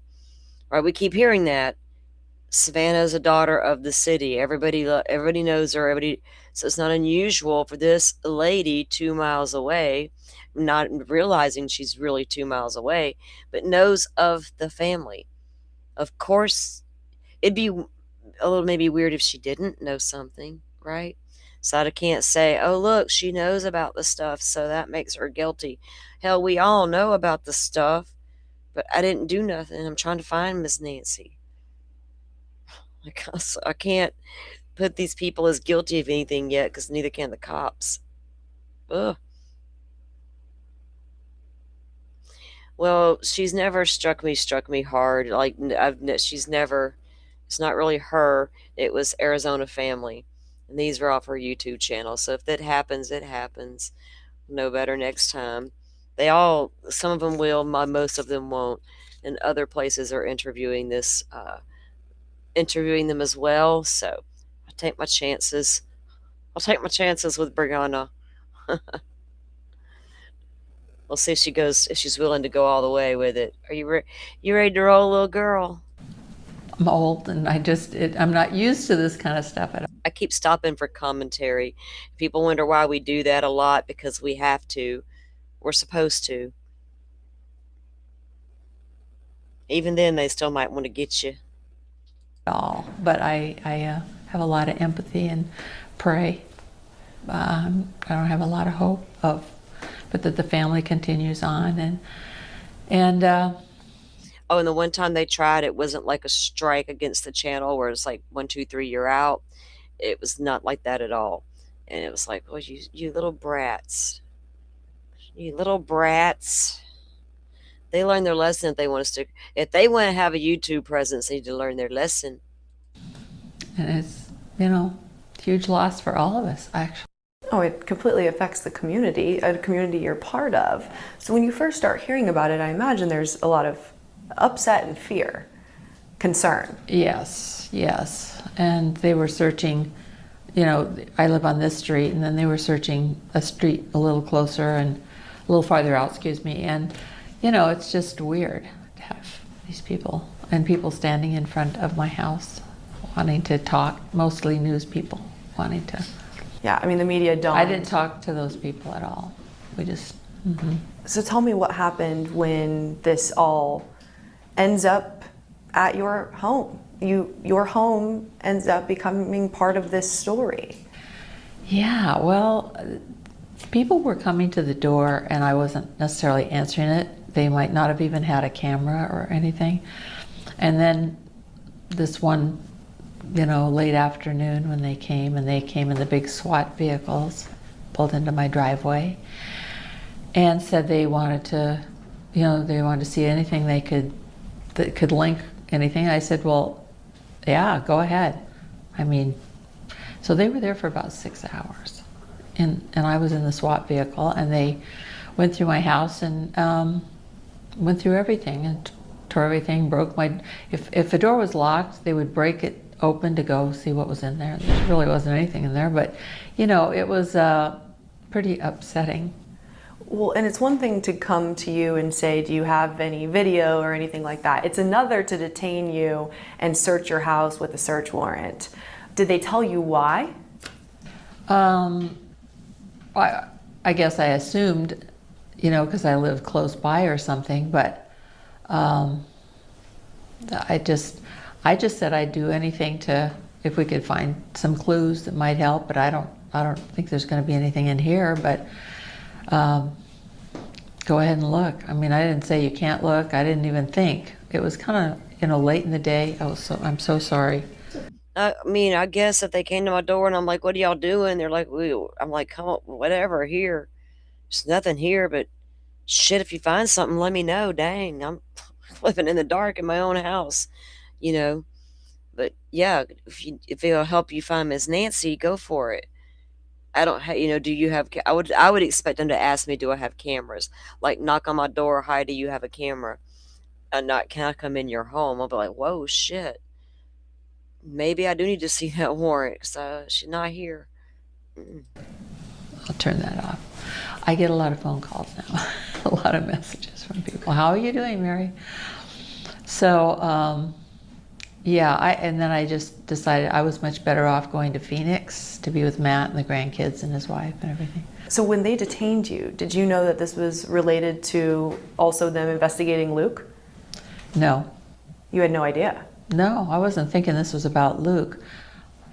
I found out it was also about Luke, but initially, no, I was thinking it was all about Nancy Guthrie and finding her and whatnot. So, because I was thinking, I don't even think Luke probably ever watched the news and even saw Savannah on the news. I mean, I did. Huh. A lot of people don't watch the news, right? And boy, the ones that do are so confused. Like, I know people who only watch the evening news. And the other day, as I walked past what they're saying they've heard about this case, I'm like, whoa, for real? For real? I'm like, wow. I'm like, what? So blown away. I've had to correct the record several times. ABC Evening World News Tonight. I don't know what y'all are doing in those TV land out there, but or maybe that person perceived it differently than you put it out. I don't know what's going on.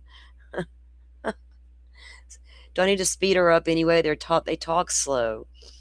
Like I could like hang on. Look,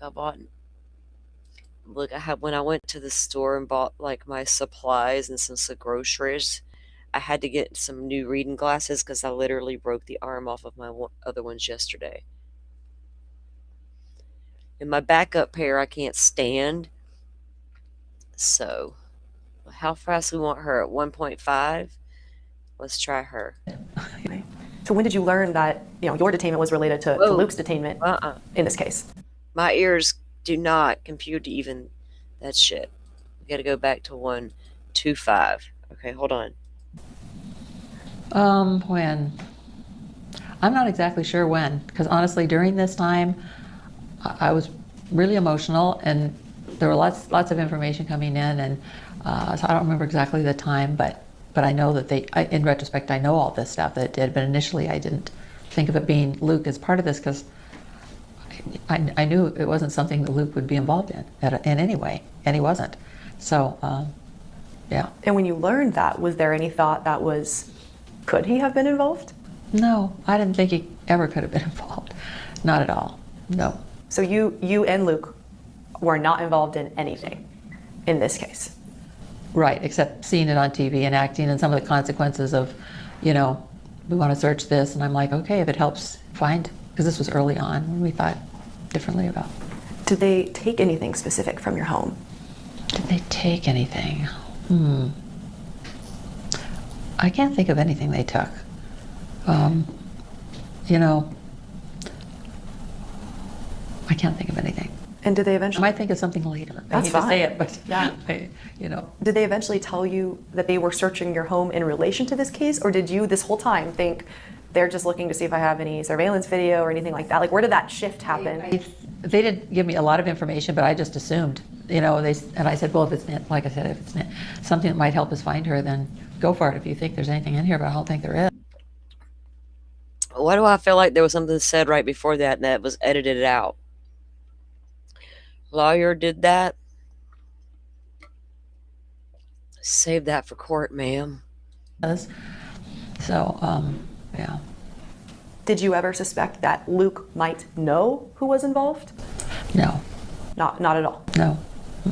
So you guys were basically both detained for hours. You were questioned, your property gone through, and then released, but with not a lot of explanation as to why. Well, I guess they just said they could do, I didn't want to stop if it might be helpful. But I had no idea when. I thought they'd maybe come in and look around for an hour or something, poke around, and but yeah. So you have not been back at your home since staying there since this. I just got back. What's that like? It's really good to be back here. I was up in Phoenix with my kids and grandkids, which is wonderful. But we built our home and lived there a long time, and Matt's grown up in it, Luke's grown up in it. They're, so it's it's home. So I love being there. I'm glad to be back, and it's nice to know. Someone in the background said it's home. And she says it's home. Huh. Luke's there, and with me. I mean, in the days since you guys were detained, Don't make me have to clock the situation. Goodness. Dang it, I hate when they do that to me. Why did I have to hear that? Did y'all hear that? It's the second time I've heard somebody in the background. It's same voice each time. Is it Luke? Uh-oh, it froze.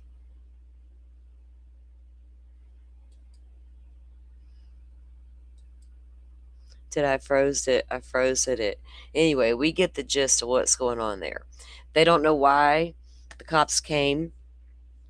No, they never handcuffed her. She wasn't even detained into the cop car to be questioned. She was taken next door to the friend's house and allowed to stay there with the friend while they searched her home. And we learned that early on because the neighbor said so in an interview that she came to his house. They literally brought her to his house, and they asked if she could stay there while they searched the home, and he said yes. And she told the neighbor she had no idea why they were searching her house, but so they waited together. And then when it was all over, that neighbor walked her home. But he also said, I need to go back and find that where I said had that article at. But he said that when they took her back home, there was documents, but I don't. It was if it a search warrant. What was in the search warrant? How vague was it? Because it usually has to be specific about what they're searching: the house, like the shed in the backyard, the outbuilding, things like that adjacent to the property. It has to get. Even the Koberger case, when they got to his apartment, they realized there's like a little storage unit attached to each apartment. They had to call in and get a warrant approved to get that search into the unit, right, to the storage unit, which turned up nothing, but they had to get that because it was separate. So I don't even know what got him in the front door. Honestly, nobody does. Now, if it was something serious, like a good solid tip, a good solid lead, then I got no problem with the raid in all of the things that happened. Go do your due diligence to find Miss Nancy. I absolutely expect you to. But why are we barking up these trees like we were doing, and then all of a sudden this radio silence when it come to that? And I still don't really know how you got these 40 names and went around to gun shops, which triggered the gun shop people, the buyers of the guns, like they protect their rights at all cost. And even the gun owner, the shop owner, came out and had to say, look, I wasn't giving out private information. I was just letting them know if I'd seen, or the names, or if they were familiar or not. People are like, well, I may or may not be back in there to buy my next gun. Pretty much, right? Because we don't know where they got those. Even if they got them from names of people who bought 40 holsters that are similar to that one, what about the people who bought a similar jacket, a similar backpack? We hear that y'all have figured out what kind of backpack and clothing this person was wearing. So where's the list of people who bought that at Walmart?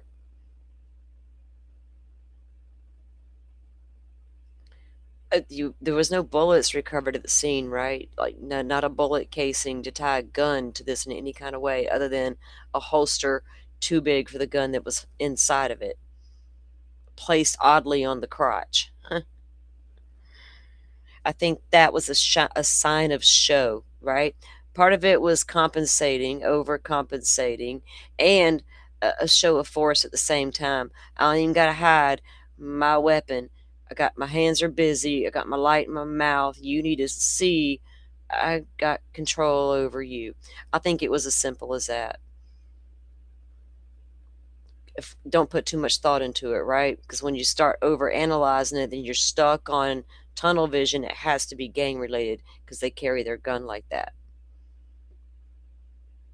What else led us there? Nothing. Other than that, ugh, I need more. I need more than that, please, to add to my list, because that's not enough.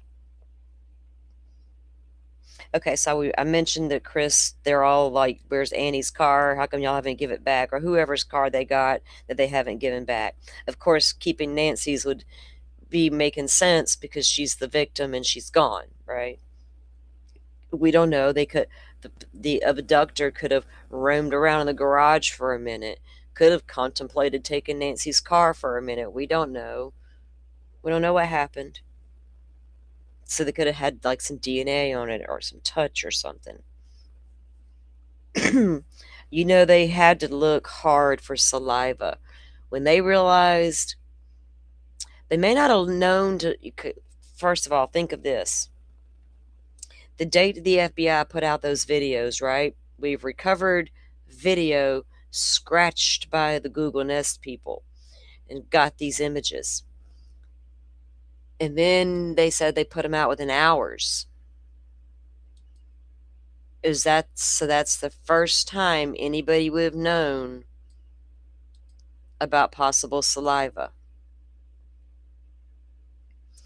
They wouldn't have known about saliva the night of the crime, or in the first 24 or 48. When the FBI finally got their hands on the scene, they would not have known about saliva yet, or the possibility, right? Like a hardcore possibility of it, until this image came out. Don't you know they picked apart every piece of freaking evidence they had after that again and went back in again? And we're like, what? Did you swab this, this, and that, and this? Because he had to have touched that light at some point with his glove. He had to have, right? Drooling out of his mouth and falling onto the carpet and to the rug outside. All of that, yes, possibility. But there's also 100% possibility he touched that light at some point with his gloves. So he had to have left that somewhere, even if it's on the outside of the door, make an entry, right? Maybe he didn't take it out of his mouth till he made entry. Then it would be inside the home somewhere. Very close proximity to Nancy, maybe on the cover, pulling the cover back. I don't know, would it be on her because he shook her awake? I wonder when they went back in there. Remember the couple times the FBI went back in there with that several times that week? I bet they went in there and just like re-swabbed a lot of places in that home looking for something. Because that would have been your biggest piece of evidence, I think. Other than the image, it's really going to get us nowhere because I don't have any faith that someone's going to notice this guy from this picture or the video. Like noticing the gate and all the things. Nobody ever identified Bridge Guy as Rick Allen. Ever. There was a tip found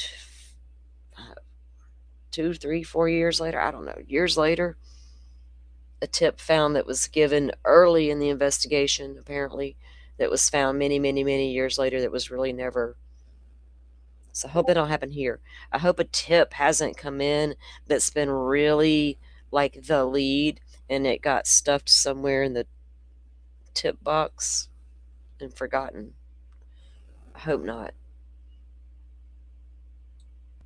But you would think if they were able to recover any viable DNA because of that flashlight, That's where you want your IgG from.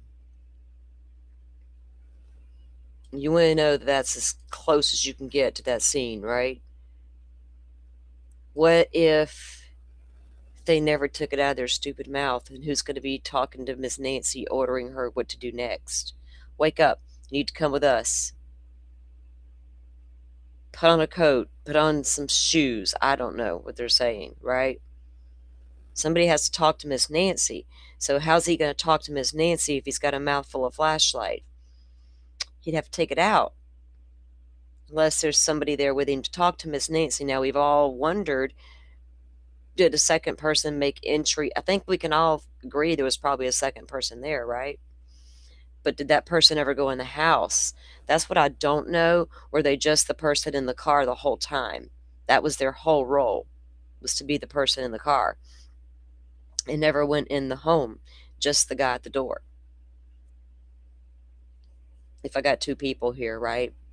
Or if they both went in, are they both touching doorknobs? Now we got a mixture, right? Because we heard in a couple of little interviews there might be two unidentifieds in this mixture. And I'm like, well, it's easy to say this is Nancy in this mixture.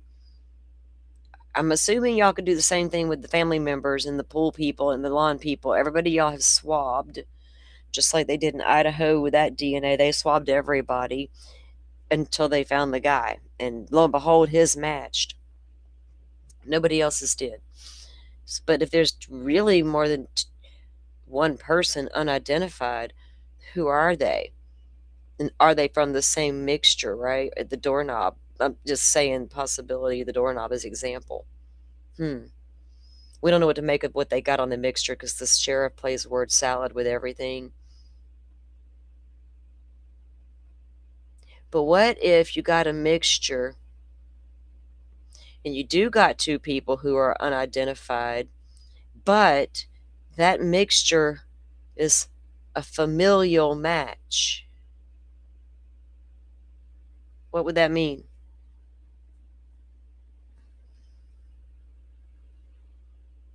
That would mean they're related. If there's no match like that or any indication, then these two people probably are just two people who know each other. No relation whatsoever. I wonder about that. Hey Kelly, you think two in the home and maybe a getaway? It's like maybe a third for the getaway.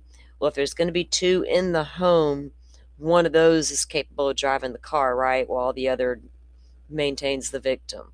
So at least two, right? Possibly three.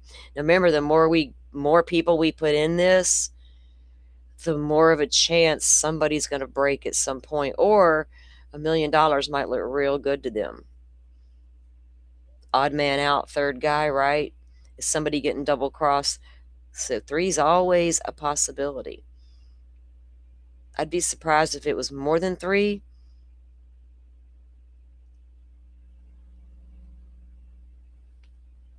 Because it's not going to take a lot to overtake this elderly lady.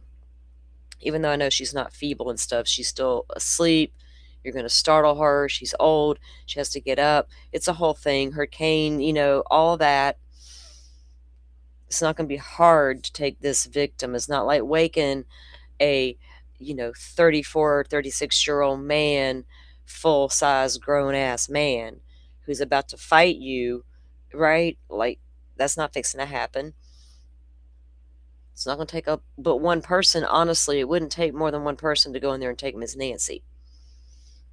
But the way he looks back once he picks up his little weeds to go try to use the vine to pop off his camera, when he picks up that weed and he bites the light to see for a second, when he comes up, he almost, to me, it looks like he is absolutely looking back toward that part of her driveway that's super dark. He is affirmatively looking at someone and showing them the weed. Like, I'm going to try this.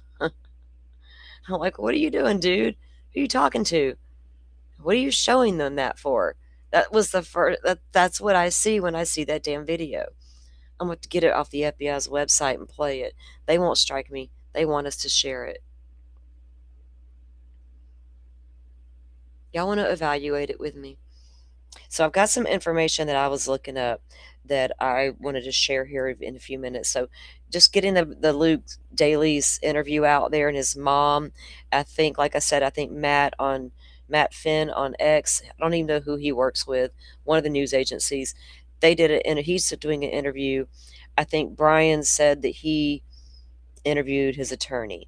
So like I said, that video just dropped. So y'all show Brian some love on it before I go balls to the walls and show his show. Let it sit there a minute. All right. But I looked up a lot of information about the possibility of stalking or an obsessed person. And when I found what I found, I was like, holy heck. That's worse, way worse than even I even imagined, right? Way worse.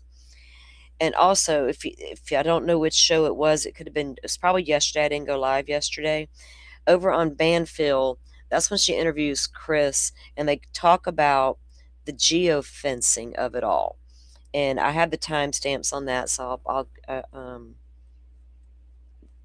let me see. I'll look at that in a minute. But the family going out to the house, you know what I mean? Let me pull up this video and look at this. But anyway, over on Banfield's show, they talk more about the possibility of geofencing playing a role in the investigation in this case, because it's a tool, remember, like IgG. It's a tool.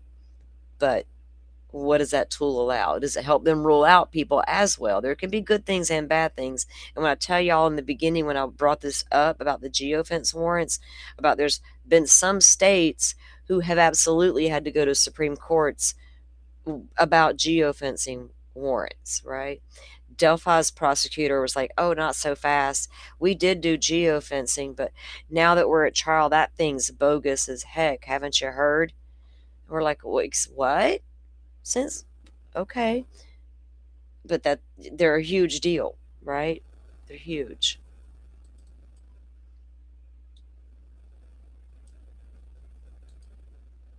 Okay, let me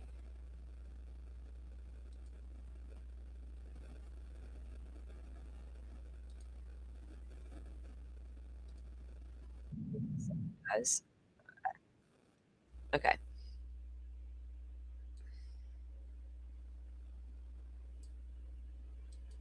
What is this?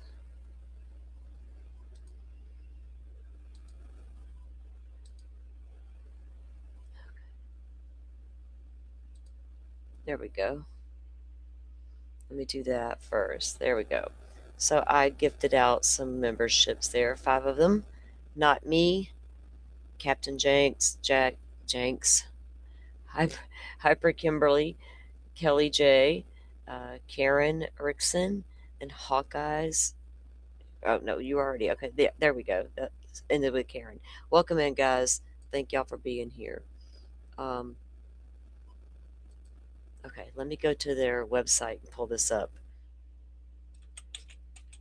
because trying to figure out what kind of person we're dealing with at the door, right? Who is that? Like a lone wolf person? Just one person, right? Like out to make a buck. And this is an easy mark in their eyes. Or is it a guy who's got a thing or a grudge or something and did that to prove a point in that fashion? Or does it go so much deeper than that, right? Is he just there to pull that part of it off? Well, who the heck would do that for somebody, right? Did they get a cut financially for going in there and doing that part? Or is something else driving them to go do that part for this other person? I don't know. I'm trying to figure that out.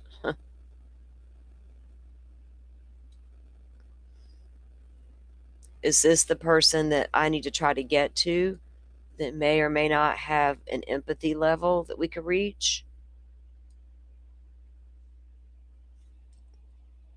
Do they know somebody who may or may not have some resentments? I don't know. Okay, let me get the screen up. Too many questions and not any answers, because it doesn't make sense for anybody to disappear out of their home never to be seen again. Like, it just doesn't make sense, does it? And I'm just getting tired of putting up with it. I had to put up with it in Sebastian's case, and poor Maddie, that didn't end well at all, but at least she was found eventually, right? It was not one of those cases where we just never knew, like Summer Wells, right? Harmony Montgomery. Nobody knows where that child's at to this day.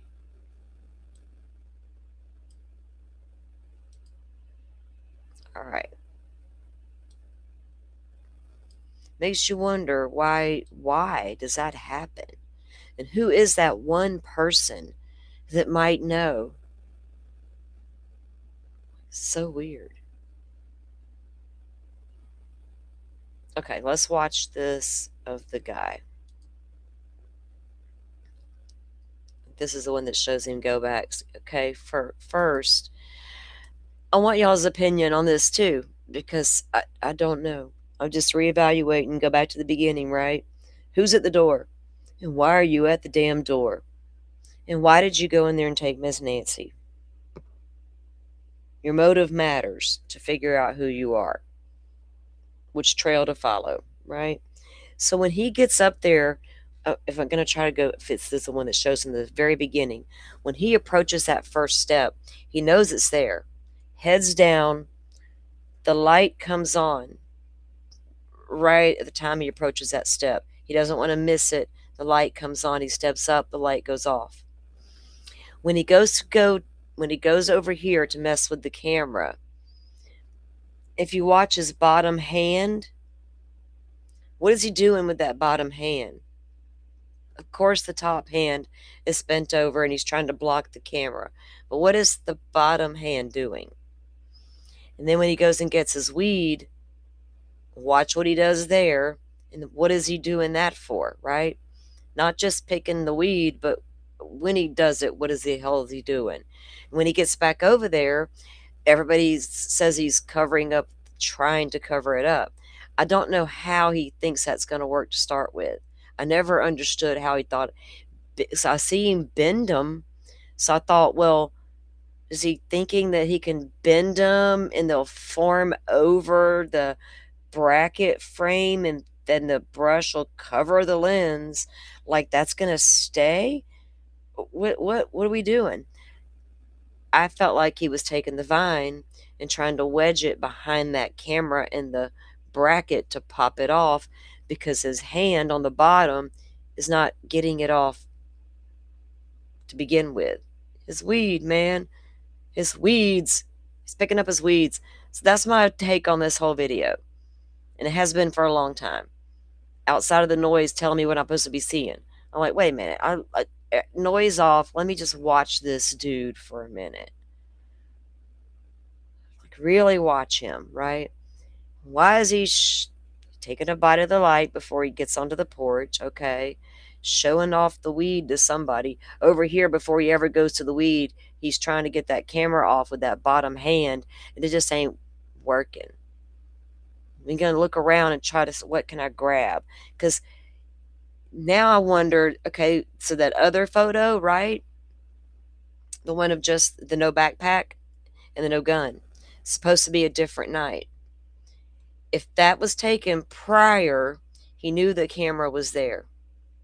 So why didn't he come back fully prepared to cover that camera? Not even to guess, what do I do next?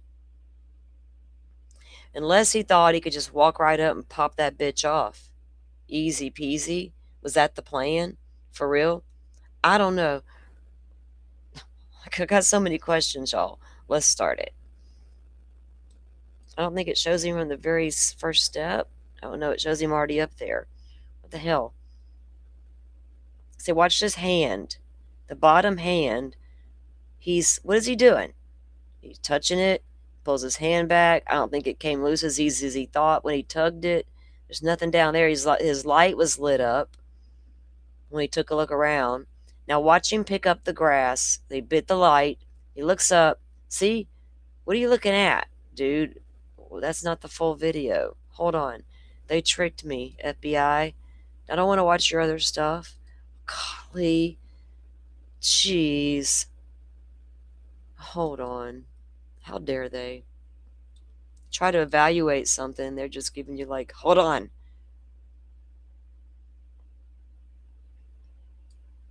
Is this piece longer? Let's see. No, this is where he covers, or he attempts to cover up his light. Hang on, I got to get that other video, the full form of it. Okay, let me put this one up. Can y'all see that one?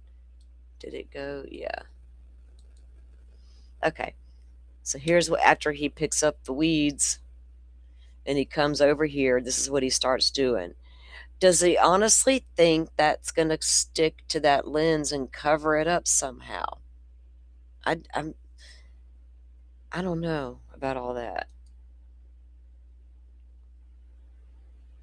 He bends it. What are you doing when you bend it? What are you doing? What are you trying to do right there? So not working. See, there's fuck, stupid video. I need to go back to the playlist and find the real one. Or not the real one, but the right version of the long one. I think it's on their their Twitter as well. I don't know. Ambidextrous. I am semi-sharp to an extent, right? I'm left-handed. I'm going to do a lot of things with my right hand. A lot. But there's very specific things I will only do with my left. Like eating is one of them. Eating with my right hand would be a disaster. But I'm more prone to do a lot. Honestly, I would probably grab those vines with my right hand. I don't know. It would depend on how I'm coming at it, right? I don't know. It's hard to explain. Right brain versus left brain stuff. But yeah, even the way I gauged it, if this guy was, is it this picture? Let me see. Right here. The way his pistol is positioned. That's the way I look at what hand is this guy going to use. Because if I'm going to use a pistol, I'm going to have to use my left hand. I probably would miss if I used my right hand. Like I would be like all over the place. Like people would have to scatter. But on my left, it's going to be a lot more precise, right? So you look at the way that handle is. Like, can y'all really see on this one?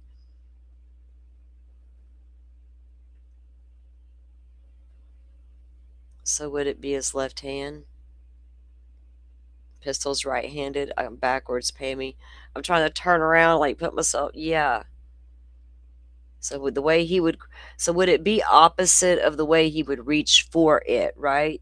That's what you got to think when you go, well, which way is that handle facing?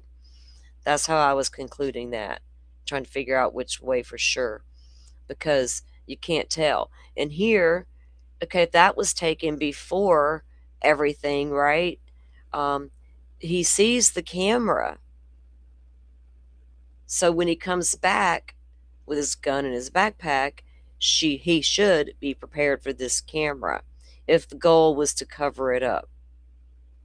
Black tape is easy to walk up and immediately take care of.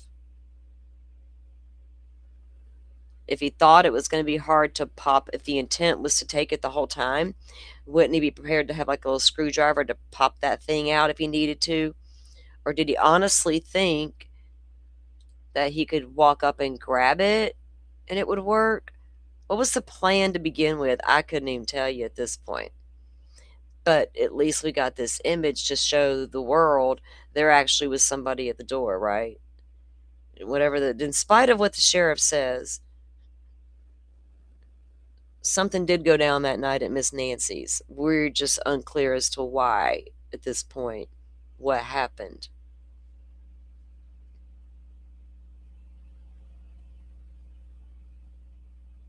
But you think it's positioned that way because it's a right-handed holster, so it wouldn't matter. And plus, you're looking at taking down an elderly person, right? If you already know what's in that house, right? You're going in, you already know. So it's not like you got to be quick draw McGraw, right? Like the Wild Wild West shootout. It's not like that. You just need to show that presence, and it's right there if you need it. If you need it, because there's no sign it was ever used, right, or needed.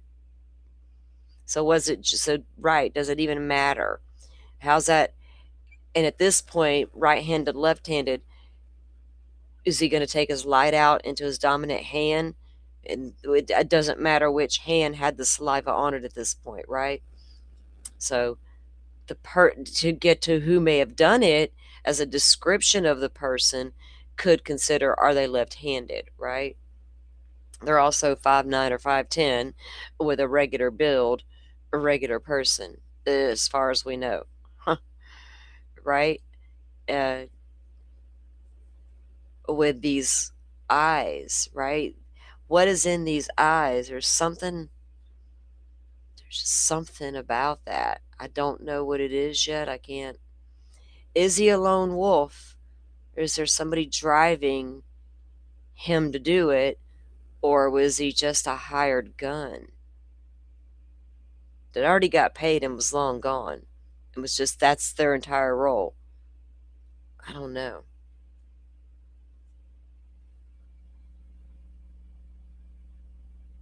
Right, right, Pammy, right.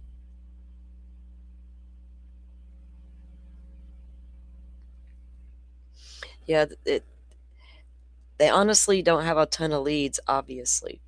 Now we know that they pulled back, the FBI went back to Phoenix, and that's where all the digital stuff is, and they claim there's reports that they have all this digital evidence to pour through, and I don't know how valid that is, considering we've heard how poor their camera system throughout the city really is.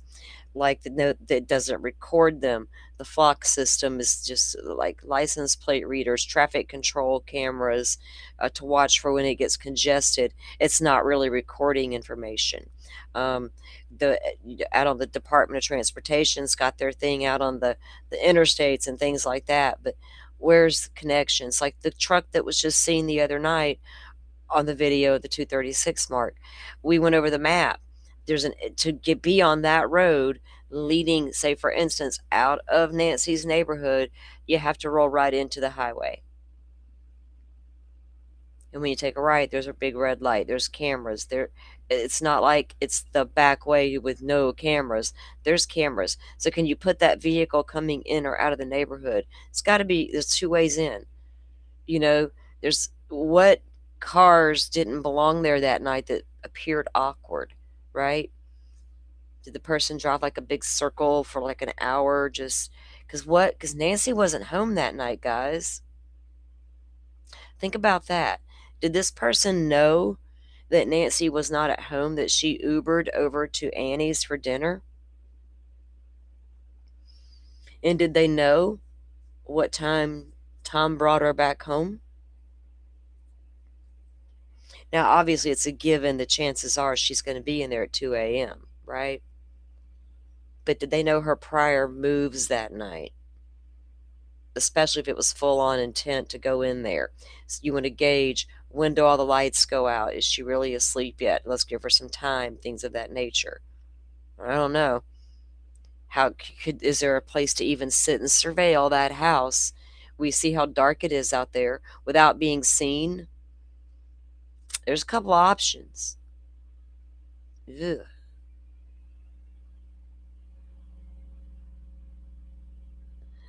Eyes identification. I think if they had any leads on their fancy little, I'm going to ID people based on their eyes, they would have a lead and a name, and they would have a suspect to look into. I hope we don't find that part out, but the FBI has their ways.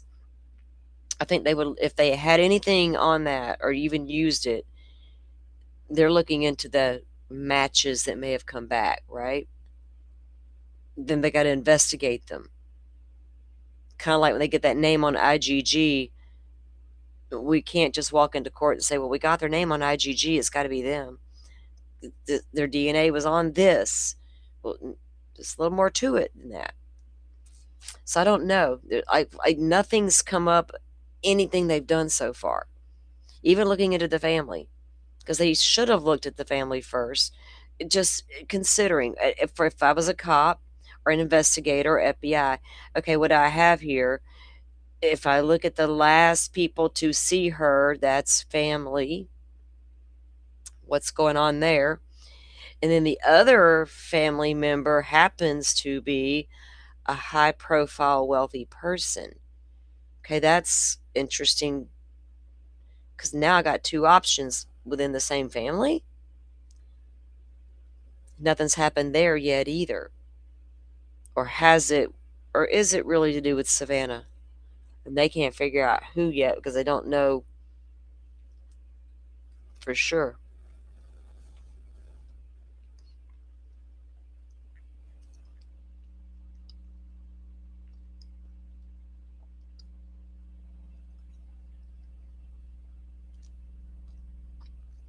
Now, talking about sports, have at it. What kind of sports?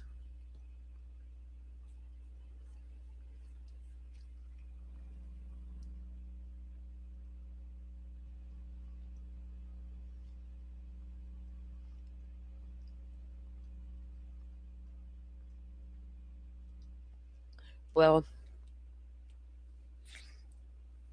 I wonder. Now, we've heard that the parameters have been like the cops looking for footage going back to January 1st, all the way even. But how far out did they go? The thing is, I really want to look at the cameras closest to that neighborhood, entering and exiting the neighborhood. What do we see? And then you branch out from there. Where else do I see it? Now, go into the DOT traffic. Can you match what you see here at the intersections or whatever, or even passing a neighbor's house? Can we see it on the interstate? Anywhere? Because once they started tracking and looking for Brian Koberger's car, that happened. Like, wait, we see it here. What about over here? Oh yeah, we do got camera here. Oh my God, there it is there. They were able to and then they go back to his phone data, like the Indian Hills locations where he was snaking around back there. Phone data put him back there, because that was before the phone went off. Lo and behold, there's people in that neighborhood that got footage of him that night, right? So when they say they've got data to continue to pour through, could that be some of it? What if they do have a vehicle of interest, suspect vehicle 1? But that would be so important when like I wondered in Sebastian's case, if y'all even have a vehicle, is it going to hurt the case to tell us? Shouldn't we look for it? Or be afraid of it, right? Let it go, just in case. Or do we need to know so we can try to help get Sebastian, right? We don't even know if we got a car of interest here. But what if they do, but they don't have enough other than this car? We see it tonight on this camera. Like, say maybe it's they ain't got cameras that record. But what if they did have something that shows a similar car in the neighborhood multiple times leading up to the kidnapping, right? Or the abduction. And I don't know. Can you see it anywhere else around town? Because it had to go somewhere, right, when it left the neighborhood. Once it left Nancy's neighborhood, where did it go? I even explored that. You know what one of my thoughts were? I really looked at it last night. I went to the map. Let me pull up the map. I'm going to show you guys something, a theory I had. And this is going to, hang on, let me,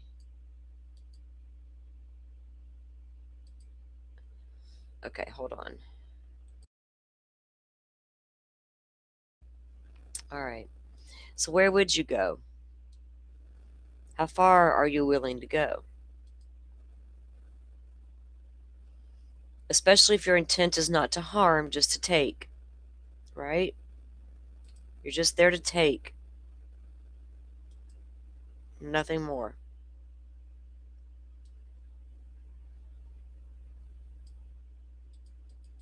Let me get zoomed out.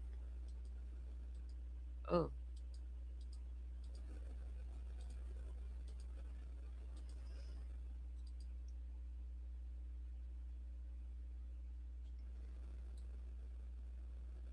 okay. Let me get the screen up here. Of course, we got Miss Nancy's house right there, um, pinged right here. Okay, 5820, Nancy's house. So,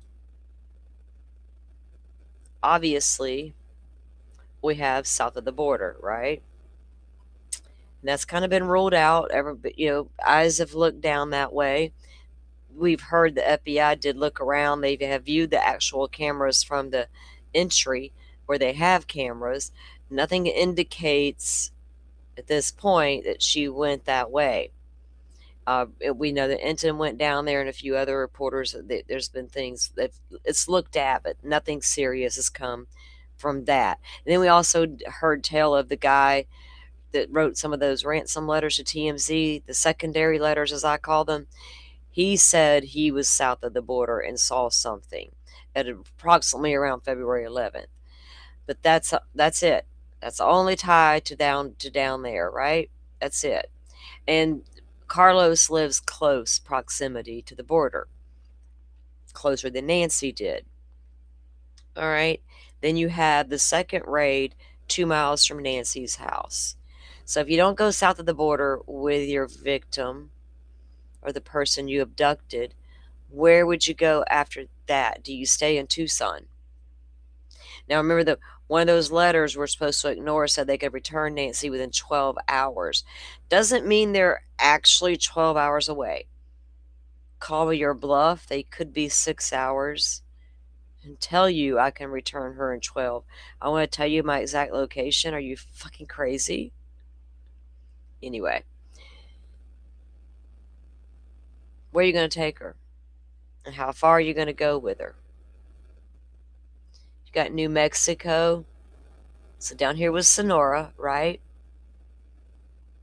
Over here we have Albuquerque to the right. All of Arizona. Of course, Tucson. Above it, you have Salt Lake City. There's Utah, the whole state of Utah. Denver, Colorado over here. Got Nevada. It's not out of it's right there, Nevada. Why not? You also have California. It's not terribly far. And you have Los Angeles. And you have a way to get there, actually, out of Phoenix. You can come through Joshua Tree National Park and roll right into Los Angeles. This interstate right here is the same one that runs right through my backyard. And I'm not even close to these people. But anyway, it's interesting to me that that's a close enough proximity. And I'm not saying that because of the 12 hours we can return her thing, but it's also not that far. Now, what kind of industry do we have out in LA?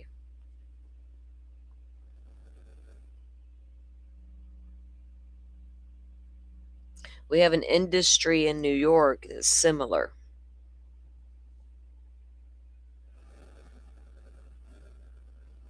New York's far away.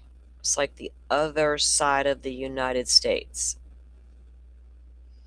How far are you willing to travel? Now, if you're doing this for ransom, you're not trying to travel across the country. Jesus, that's a lot of logistics to pull off, especially if you're trying to hide.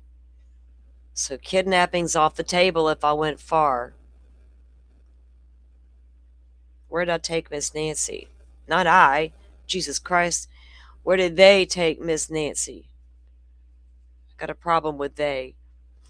Fuck.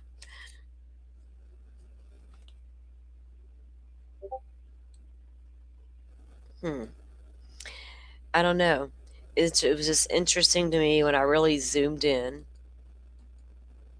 And I'm like, well, what's in Mexico? You could. Okay, it's not far to get over to New Mexico.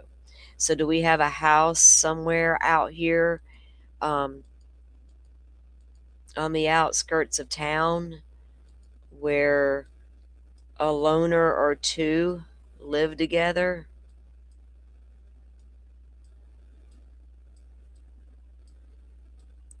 And it's not uncommon for them to live like that, right? Like the neighbors would be like, oh no, that's their normal. They're reclusive. We never see them. Occasionally at the grocery store or whatever. Huh. So it wouldn't be abnormal behavior if a person who always stayed at home suddenly stayed at home. Right? They're telling you to look for the things that are no longer normal in this person's life. What if what they're doing was already normal in their life? Maybe a little harder to get to them. What's this got to do with the guy at the damn front door, right? So, but if you're an obsessed person and you want what you want at all costs and you put a lot of thought into it, but you need a little muscle. Why would you need that if you're not a man already, right? Are you a chicken shit man, or do you need I can do this, but I can't do that, right? What if it's a woman obsessed kind of person? How would this guy at the door fit into that life? Hmm. I don't know. There's two options to me. I was like, boyfriend, guy she met at the bar on purpose to bring him into the web, and it worked, or relative that has loyalty like no other. Because something's causing this dude at the door to be loyal to somebody, right? If it's not just himself. Now, granted, if you're that guy at the door and all you saw all that right there going down, and then you saw that that was happening, you know, um, uh, you ain't getting the $1,000,000 and getting away with it, right? There's no way. You're not going to do it. But would you anonymously at least say what happened? I don't know if what would cause that. Because there's no way that I'm going to believe the guy at the door is going to be coming forward and saying, "Here's what happened. Can I have the $1,000,000?" Right? It's going to be no. You might get a plea bargain at the least. You don't even deserve that after what you did, right?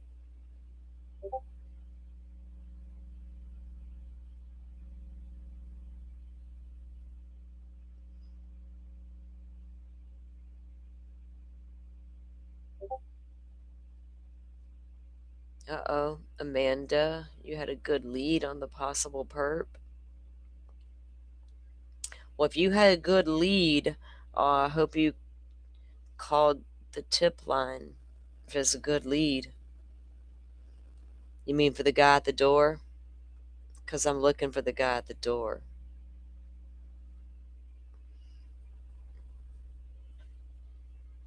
He ain't getting away with that. What was the closest private airport? There's not, There's an account that on Twitter that just talks about all of that. Hang on, let me get the. That's not it. Hang on. So there's somebody who's been monitoring all of the airport activity in and around the area. The private, everything, the private facilities, the actual airport, the military stuff that's been going on over there. There's been airspace closures that's weird, all of that. Looking for any activity other than circling around over there. If they took to the air to take Nancy away, it was done so early on, no one knows, because of the sheriff didn't think, anything. He thought somebody just broke in and took Nancy. I mean, broke in and took her. So I think if the airports come into play at all, that ship sailed a long time ago. Unless they tried to get out last minute, they're like, okay, there's a lot going on here, but nobody saw anybody take off under suspicious and followed it. You know what I'm saying? So there's been eyes on that kind of activity for sure. Let me get this up. Let me get the map back. Because we went over the routes with around Nancy's house yesterday, especially with the new footage that came out. The in and out to the neighborhood and the directions. Let me see if this is the one where it shows there's an airfield up near where those not caves, but the mines or whatever the hell it was. Um, all the areas of interest, I should say. How come it's not showing me the. Okay.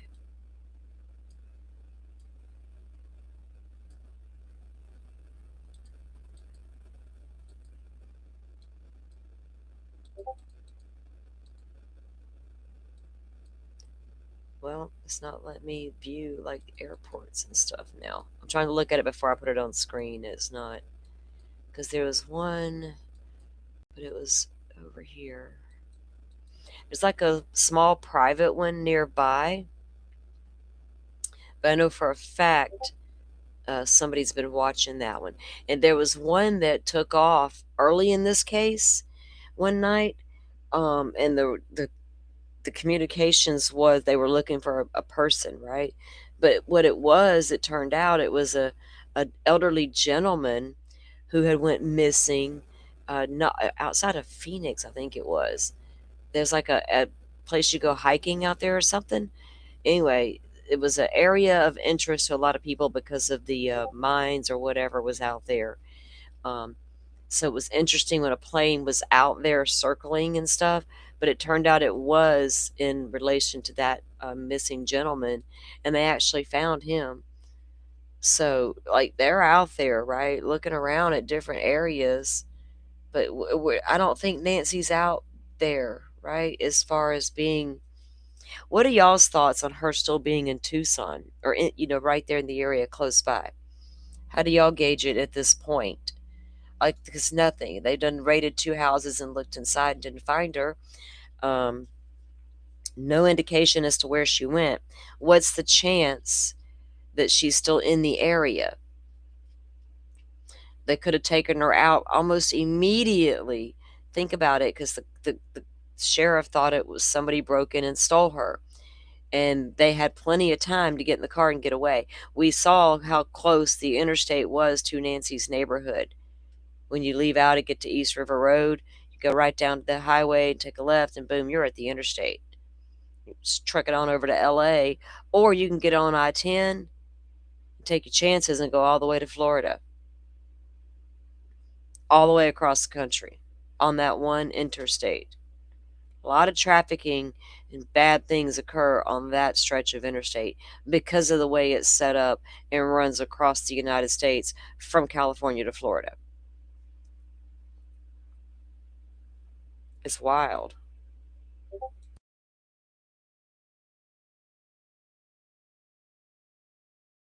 So I guess they could have went anywhere, but you got to consider your victim. She's elderly, she's bleeding, she's startled. You need to get her somewhere secure quickly, but how quickly? Maybe they stayed right there in Arizona. Maybe they're on the outskirts of town, living that little reclusive life or whatever that wouldn't seem out of the ordinary. And nobody comes to their house to visit, so nobody would know Nancy's in there. But why would they do that, right? Who the hell? Why would they do that?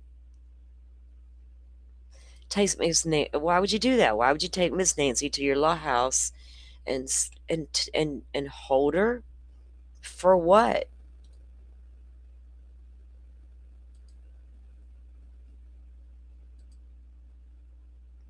Celebrity stalking, often driven by delusional beliefs of a personal relationship, affects a small but rising number of public figures, with studies indicating 25% of intense fans may desire a romantic partnership with the celebrity. Roughly 20 to 25% of stalking cases are love obsessional, a high prevalence of mental illness among predators. Now, with that little bit right there said, that's a very small portion of these people. I was like, hold on, what else? I was like, so let me show you what I found. And it's just something to think about when we think about that couldn't happen. That's so far fetched. Is it really? Why are there whole studies done on it? Why are there so many terms under this one heading? Mental disorders, the rejected, the intimacy seekers, the help seekers, the incompetent suitors, the predatory, the attention seekers, the chaotic, the ones they term threats, which means howlers and shockers. I'm like, why am I reading? They exhibit unusual clinical features. It's a whole thing. They all studied it. Okay, let me pull this up and let me show you what I'm looking at here. Now, there's a unit over in Europe, in the UK. They go all in, and apparently the FBI is gonna be kind of maybe like their behavioral unit analysis, but they go a lot deeper, and their studies are used a lot in the training and stuff like that. All right. So let me get this because I'm going to show you guys what I got. So this is from the Cambridge University study or paper here, and it's stalking risk to celebrities and public figures. And this was done back in 2018, so a long, long time ago, right?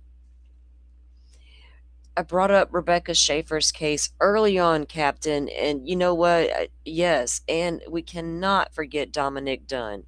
Cannot. And I did. I didn't even mention it during this, but I absolutely bringing up Rebecca Schaefer and other people, the Jodie Foster of it all, the different things that I knew. Rebecca Schaefer's was big, but Dominic was before Rebecca.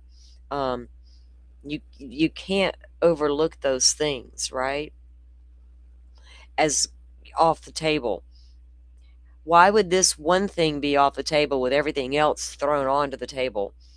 Right? And it's got to be the family still because of this, and this. Well, shit. Maybe you need to learn to examine evidence a little better. I don't know. Or expand your theories. Expand your theories at the least.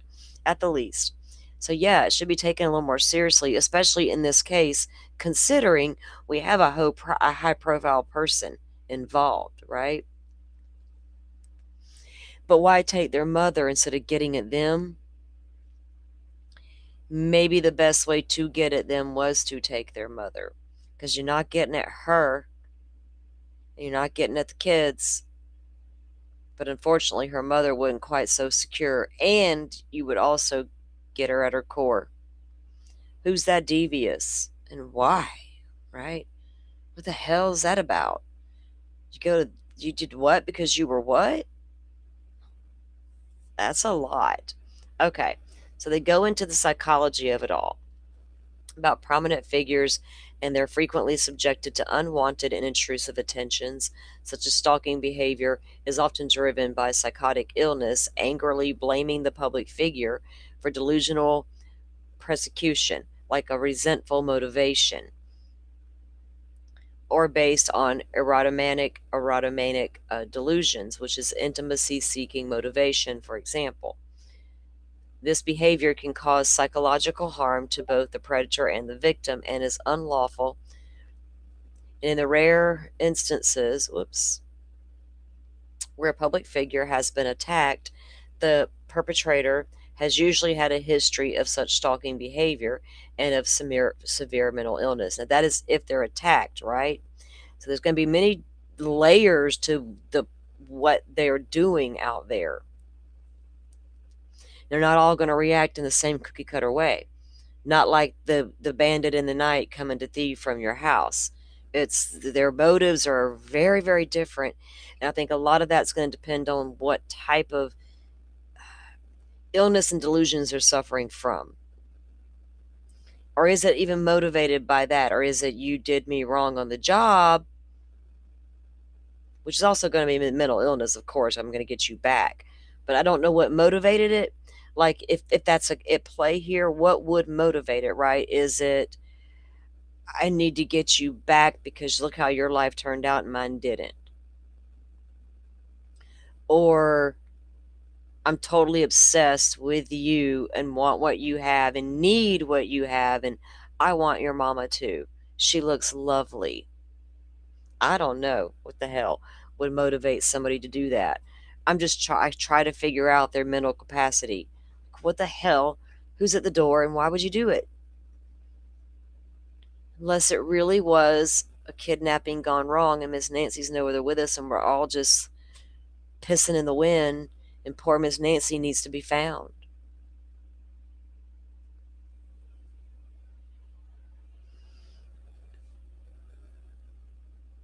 For these reasons, early identification and diversion into appropriate care and treatment will be for the benefit of both parties. Well, no, you don't say. The importance, okay, they go on down and they show you some different examples. Is this the one with all the, let me get down to the key information here, because this is quite a lengthy document that I was reading. Let me get down to the nitty gritty of it. They go into a whole host of different things, right?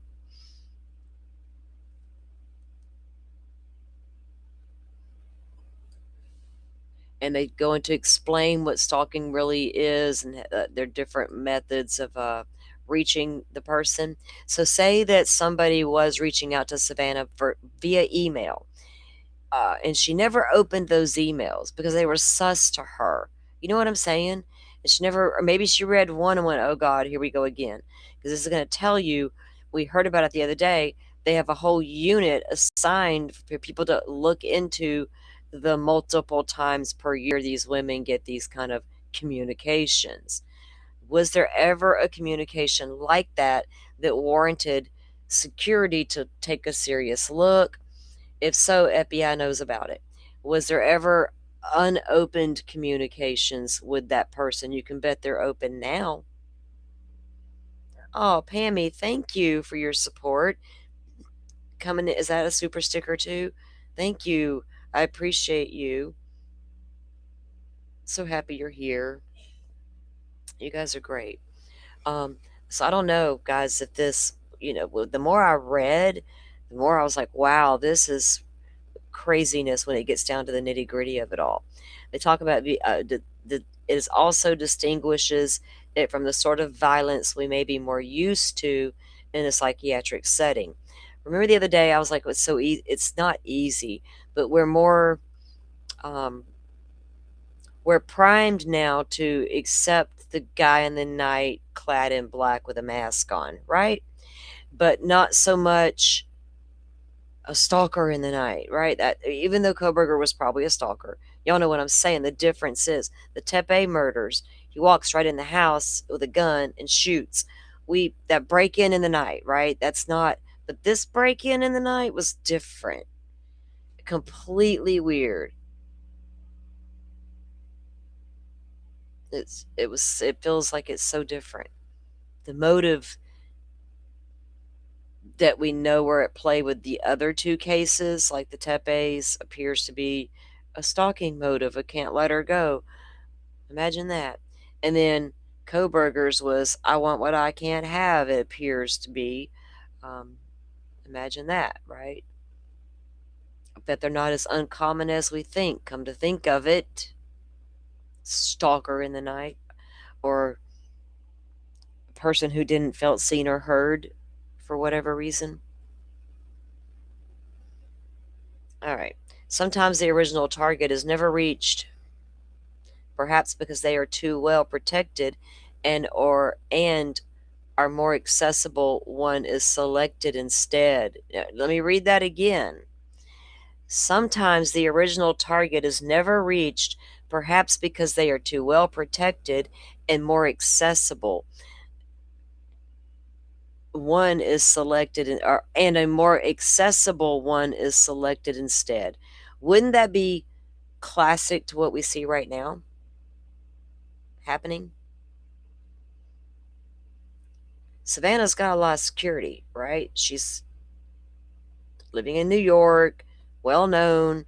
She's got staff. She's got the peoples. Her mom's not so well protected. We all know that now. In our experience, when there have been adverse outcomes, it has often been the friends and the family of the stalker who have been the victim. It has often been the friends and family of the stalker who have been the victim. Threat management professionals themselves need to be mindful that they may become part of the grievance. FBI cites a case in 2017. All right, so they have an epidemiology part of it here, and they go into like the percentages of different things, right? Uh, and a lot of the study was done out of the UK, especially because they have the royal family, right? There's a lot of stalking issues that happen over there that they have to investigate, and they learned a lot about the people they're investigating and their techniques, even of how they're getting to these celebrities, right? So they have this part. They cite 12 inappropriate behaviors. Okay. So stalking in general population is common. In the general population is common. In the UK, the lifetime prevalence of being stalked is 15%. That's 20% for women and about less than 10 for men. Um, the prevalence of stalking of celebrities and public figures is less researched, but probably much higher. For example, the survey over in the UK of the Parliament, it suggested 81% had experienced it firsthand. Oh, at the hands of constituents. Their constituents was doing it. At least one of the 12 inappropriate behaviors asked about in the study, and the career prevalence stalked was 38%. So it goes on into percentages of different things. Norwegian MPs experienced genuine stalking in terms of celebrities. Okay, so then they go down to like the mental stuff, which was very was wild. Hawkeyes, thank you. Is that the super chat, right? I got it straight finally. Oh my God.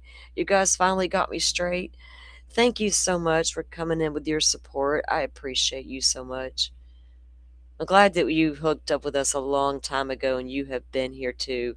Just like a lot of you in my chat, chatting it up. Y'all are the OGs. I love you guys and appreciate it.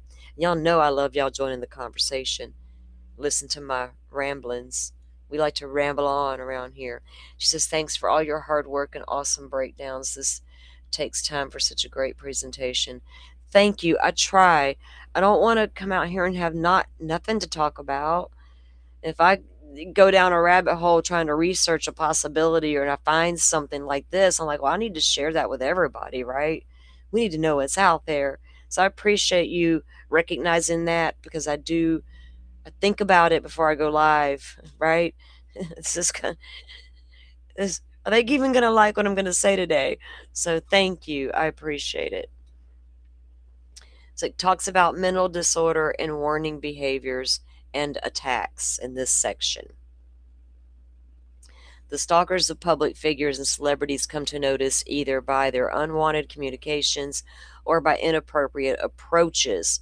Now, like if they go approach with them in public and things of that nature when they're out at public events. Now, we heard Brian Enton say in one of his videos that he went to that restaurant, remember, where Savannah and her mom were at that in the video we all saw that she put out last November, like, you meet my mom.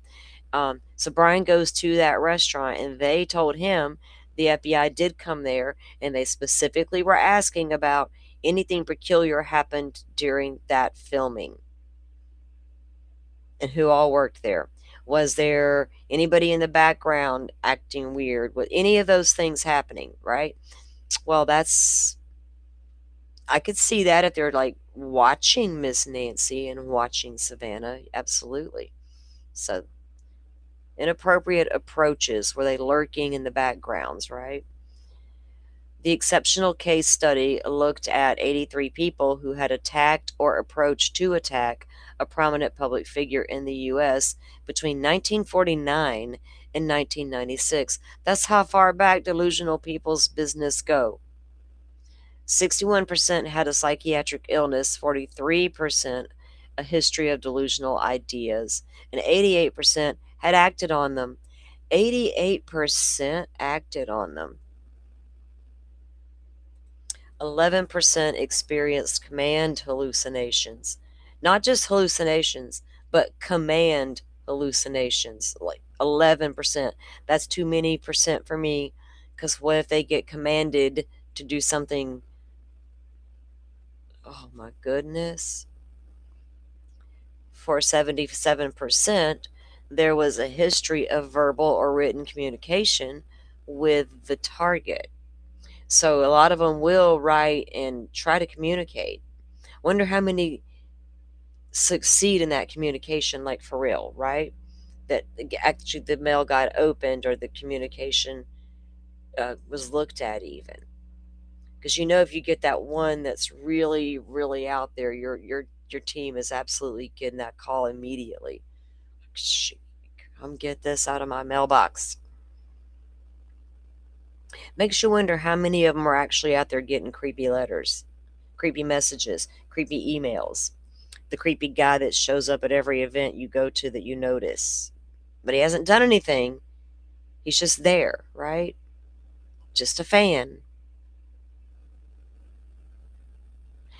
Ooh, I bet they've looked back at videos of events and even asked, was there ever anybody you recognized that showed up over and over at events you had to go to that you just got that feeling from?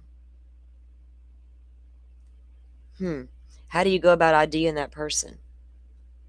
If it's a lead, right?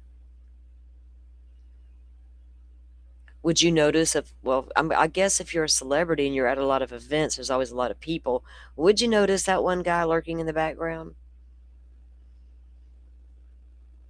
You'd hope somebody in your team would pick up on that eventually. Like, that's your job, right? Damn, you're all fired. Where's Maureen and her team at? I need a real FBI agent on the job. All right. 10 attackers, 42% of them were psychotic at the time. There was evidence of warning behaviors in 11 cases.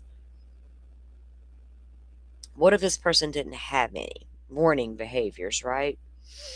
Looking at 23, the attacks on the British royal family between 1778 and 1994, 48% of the attackers were psychotic, and 10 out of 23 exhibited warning behaviors. Okay, so let me go down to the other sections so this was like an area they had to check, right? Box 1, assessing the behavior of public figure stalkers.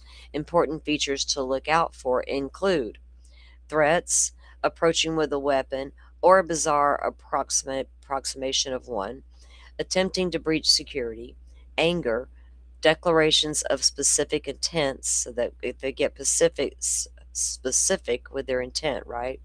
Suicidal or homicidal language, last resort language, delusional beliefs with horrific content. such as being, oh, I can't say some of these words, or having one, uh, or, oh, insides removed. Goodness. They got real specific on that.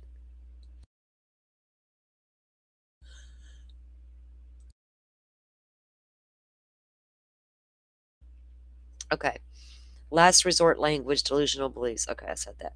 Erotomania, delusions of being a deity, therefore above the law, having special destiny or kinship. I don't know if we got a arrogant, I'm above the law kind of person so much as, I mean, I'm still having a hard time figuring out how the hell they pulled this off this far, right, without getting caught. That's like a big, I can't get past that. But I don't know if they might feel like they're above the law at this point, right? Or they feel like they better hide and never come out again. Box 2 warning behaviors talk about adoption of pseudo commando warrior mentality, evidence of new aggression, and increase in energy levels, making their threats or leaking information about their plans to a third party, evidence of finality. This is like the basic stuff, right, that they're talking about in these boxes. Um, so then they go into this part about motivational typology, and they're going to get into some more heavier stuff later. Why would one choose to correspond with or to meet a public figure? Case clusters into similar motivational groups to those in the wider stalking literature, which they talk about in box 3, although particular public figures may tend to attract than one group more than another. For example, Parliament has the constitutional function of resolving grievances, so it comes as no surprise to learn that MPs often attract those seeking help with pathological grievances. Young, attractive, eligible celebrities or royalty may be a particular focus for erotic interest and therefore for the pathologies of love. So like there'd be like there's differences as to why they would stalk at this point. Then they go to box 3. There's like rejected. So rejected, that's like a relationship, right? For former intimates who have been unable to come to terms with the loss of a relationship. Then you have the resentful. Those who are angrily pursuing a grievance or idiocentric agenda, blaming the public figure or demanding their help. Now, funny enough, Butterfly, remember that little brief conversation we did have earlier? Demanding their help. Isn't that interesting? So, blaming the public figure for maybe something that they felt like didn't go their way one time, like because of you, I didn't get the the promotion back in whatever date. Demanding their help. I asked you to look into my family's missing person case, and y'all didn't put enough into it. You did one little story. I'll show you how it feels. I, I'm just saying, their options are endless with these types of people.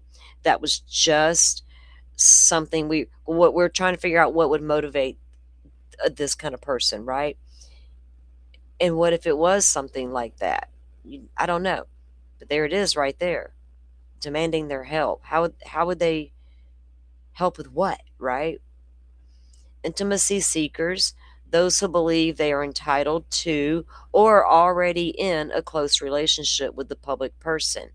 This includes those with erotomania, pretenders, they'll talk about that more later, and amity seekers. So they already think they are in a close relationship, right? Or they maybe once were, or what, college days that far back? Look at Tepe, that lady moved completely on, and there it was right there. So can't take it off the table. Was it somebody you dated, 30 years ago? I don't know how long it's been, but hmm, intimacy seekers. Okay, that don't mean that this person, if there was a person obsessed, it could absolutely be because of love, right? It could be. I'll do this, and then I'll be the hero later, and you'll love me.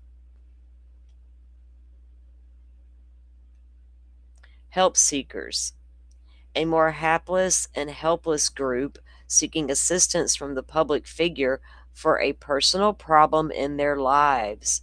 Damn, butterfly. I might be on to something there. Cookie. Cagney and Lacey coming in hot. They better get out the way. Got things to do. Part ways. Get out of the way.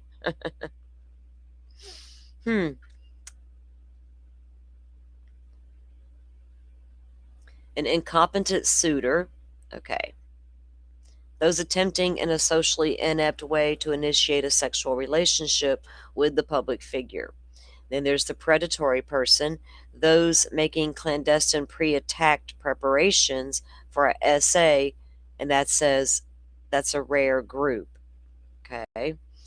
Attention seekers, those seeking attention for themselves or for a personal cause and using the profile of the public figure as a means to this end.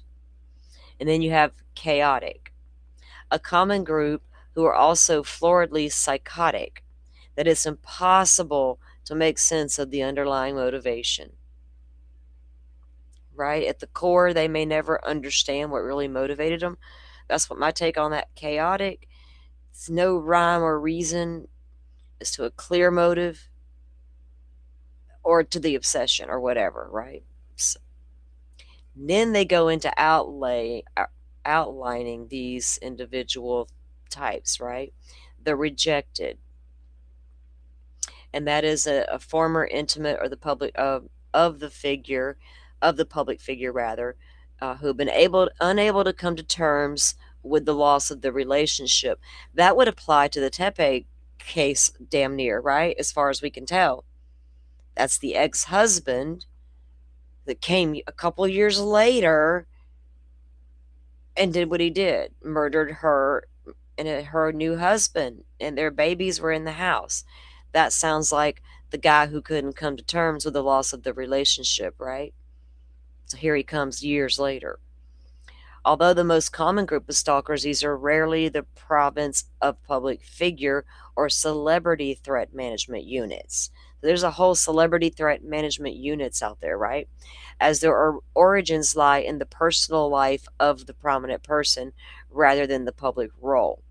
So it would have to be a lover jilted, right? Kind of thing. The resentful, this group that most commonly comes to the attention of public figure threat management units, 50% of the referrals to the FTAC, and most concerning in terms of violent risk.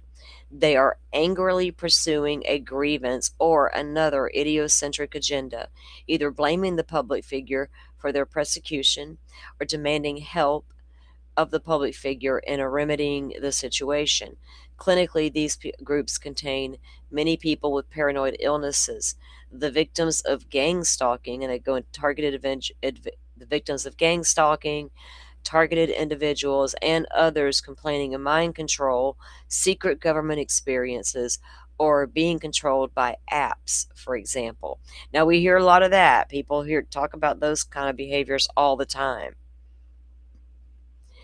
These are not new.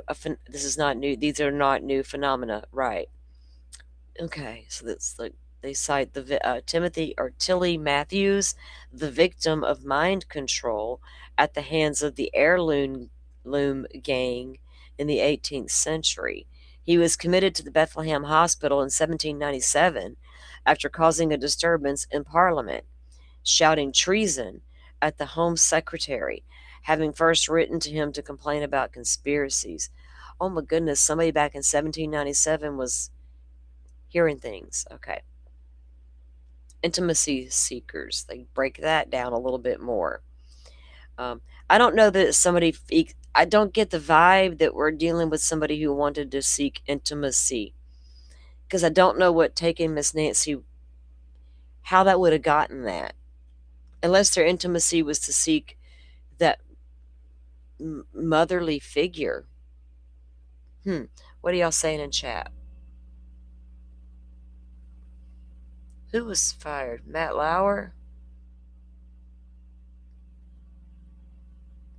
Yeah, Matt Lauer was absolutely fired for inappropriate behavior in his office. It was a whole thing.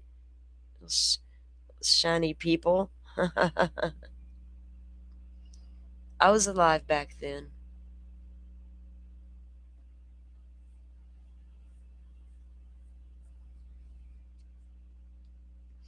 You mean in the beginning, Georgia Girl, like when Savannah first became the host over there? So there's a lot of there's somebody who deep dives stuff like that, the inner workings of these shows, not just that particular one, but those types of shows. And if we think that everybody working in that industry is level-headed, right? Normal people, no, they're not. Not everybody. All walks of life got the crazies among us. Of course, they're going to have one or two in there, whether it's a producer, a low level, right? An assistant, the girl who's getting the water for everybody, a showrunner, a cameraman. It could be any capacity, right, to do with these shows. When did this person become upset about something at work, right? And was it tied to any promotions that she ever got somebody else didn't get?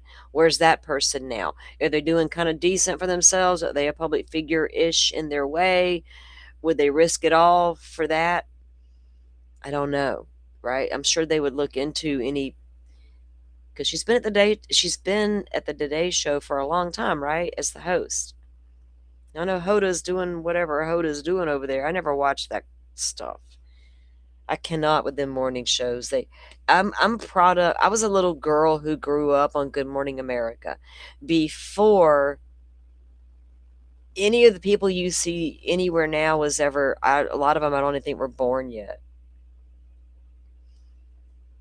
Before Joan London was an actual anchor on Good Morning America, right? I've watched those shows evolved into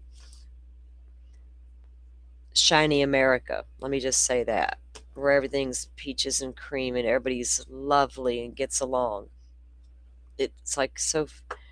When I was a young mom in the 90s with 3 kids, cleaning my house, trying to watch the morning news, I'm like, what are they doing? Like, I'm supposed to be up, smiling, and dressed to the nines and makeup on and hair. Like, everything's beautiful. Life's chaotic at the moment. We're doing things, but okay, y'all, more power to you. But is your nanny got the babies right now? That's where my mind. I cannot with that shit. Talk to me like you're real, at least. Dumb it down for the real people out there, just a little. Of course, we want you presentable and all the things, but y'all are a little obsessed with it. See, it turns into a whole thing with me, with those people. They attract a lot of stalkers, especially when they're out there pretending life is perfect. Even though I just reported some of the most tragic news in the world.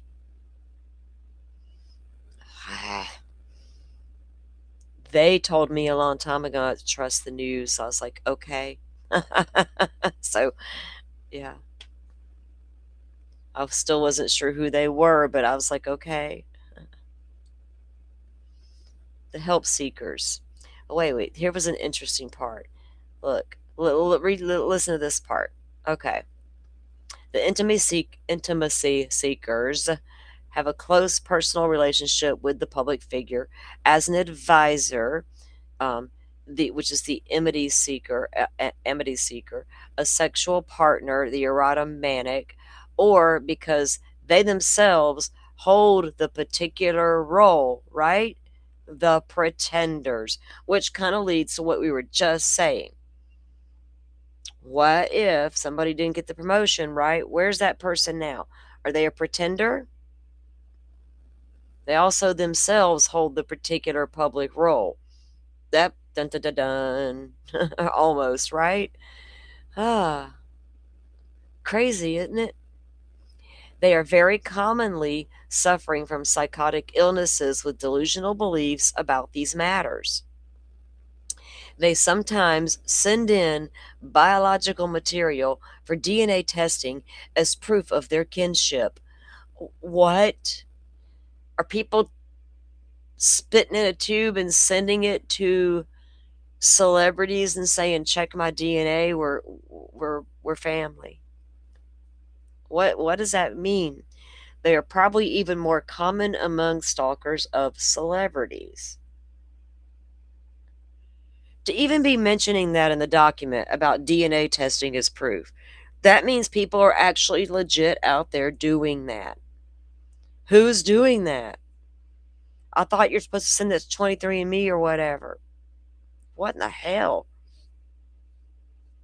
Right, Butterfly, what the hell? What?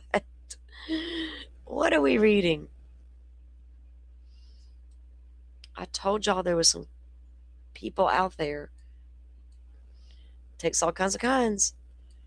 And then we got the help seekers. Like this thing goes on and on. So it explains like the help seekers and what their approach would be, writing to the public figure, um, more hapless and helpless rather than angry or entitled. They raise concerns about their own welfare when they are turning to the public figure for help as a last resort. So butterfly prompts to you. Then that it's that one little tiny little conversation. There it is. It's like so no no thought about who could do this is ever going to have to be off the table after reading something like this, right? The incompetent suitors. The incompetent suitor may contact public figures, perhaps in a quite abnormal or persistent ways, in hopes of initiating an intimate relationship.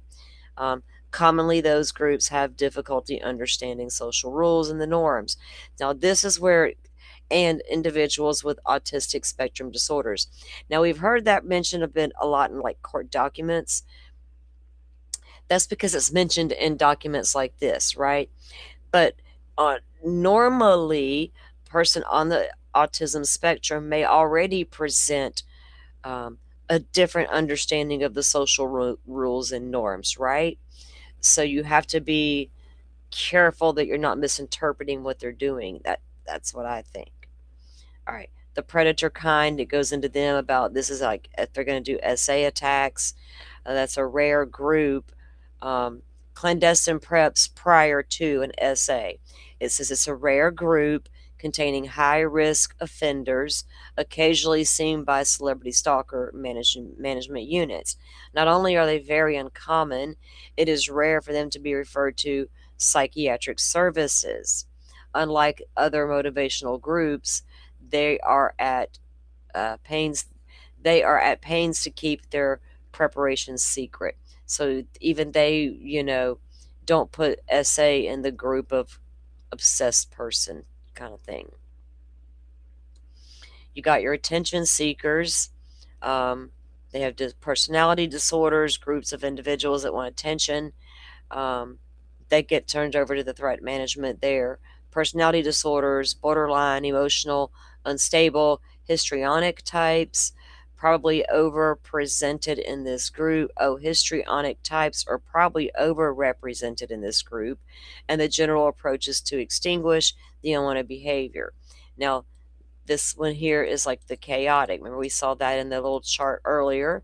Finally, there are the chaotic, and these are the ones that are so florid it's almost impossible to discern any underlying reason or purpose for their approach or their correspondence, often because of profound thought disorder.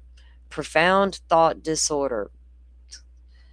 It makes you scared to sit alone with your own thoughts sometimes. You're like, oh my God, is that one of those profound thought disorder moments? Sorry. Ooh, come back now. I'm joking, but I'm saying what the way they get to this sometimes amazes me. So I get from studying these people, right, is what gets them there.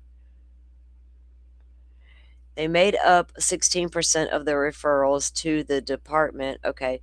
Study, although sadly, in our experience, they are increasingly common as mental health services are cut. We've spoke about that here. Examples include a young man who drove from Italy to Buckingham Palace to hand over a 600-page dossier to the Queen, the contents of which were incomprehensible, and an elderly woman who sent pieces of string and wool to the Prime Minister, together with tattered bank statements and identification documents. What are we supposed to do with strings of wool, tattered bank statements, and identify? What are we supposed to make of that, elderly lady? It's bizarre. They got the threats, and they go into that. Unusual clinical features, they go into this. Um, in their experience, that those who approach or send problematic correspondence to public figures have high levels of severe mental illness. There are also some unusual features. Now, is there a chance, an obsessed person has never tried to reach out to her, but went to great lengths to do this? But are we to buy they would have never have attempted? If they're willing to go do this, would they have tried to reach out first? Okay, I don't know. Something tells me they would. There are also some unusual features. There are high rates of encapsulated delusional disorders, including, of course, erotomania, where the person can appear to maintain a high level of functioning and the presence of mental illness can be missed altogether by the inexperienced. I'm going to say the inexperienced, not be the general public, not like a healthcare professional. So this could be a high functioning person that doesn't present any exhibits of mental illness, but yet be extremely uh, full of mental illness,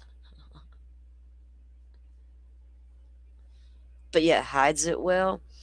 We have also encountered many cases of folie à dos, an internet facilitated folly of pleasures. So I saw those terms and I was like, what the hell? And then I had to go look and I was like, oh, wait a minute, guy at the door. What do we have here? Are you the hired gun or are you somebody's brother?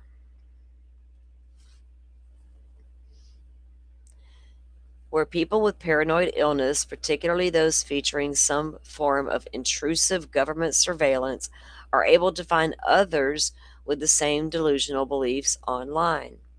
You know how they group together on their little backroom internet channels. In particular, there are communities of people who describe themselves as targeted individuals and as victims of gang stalking. Their symptoms often include highly concerning, horrific delusions, and several recent shootings have been perpetrated and targeted individuals, apparently as a direct result. Okay, they go into this part of it. Now they go down and talk about, in other words, not all delusional beliefs are equal when it comes to making a clinical assessment. Now,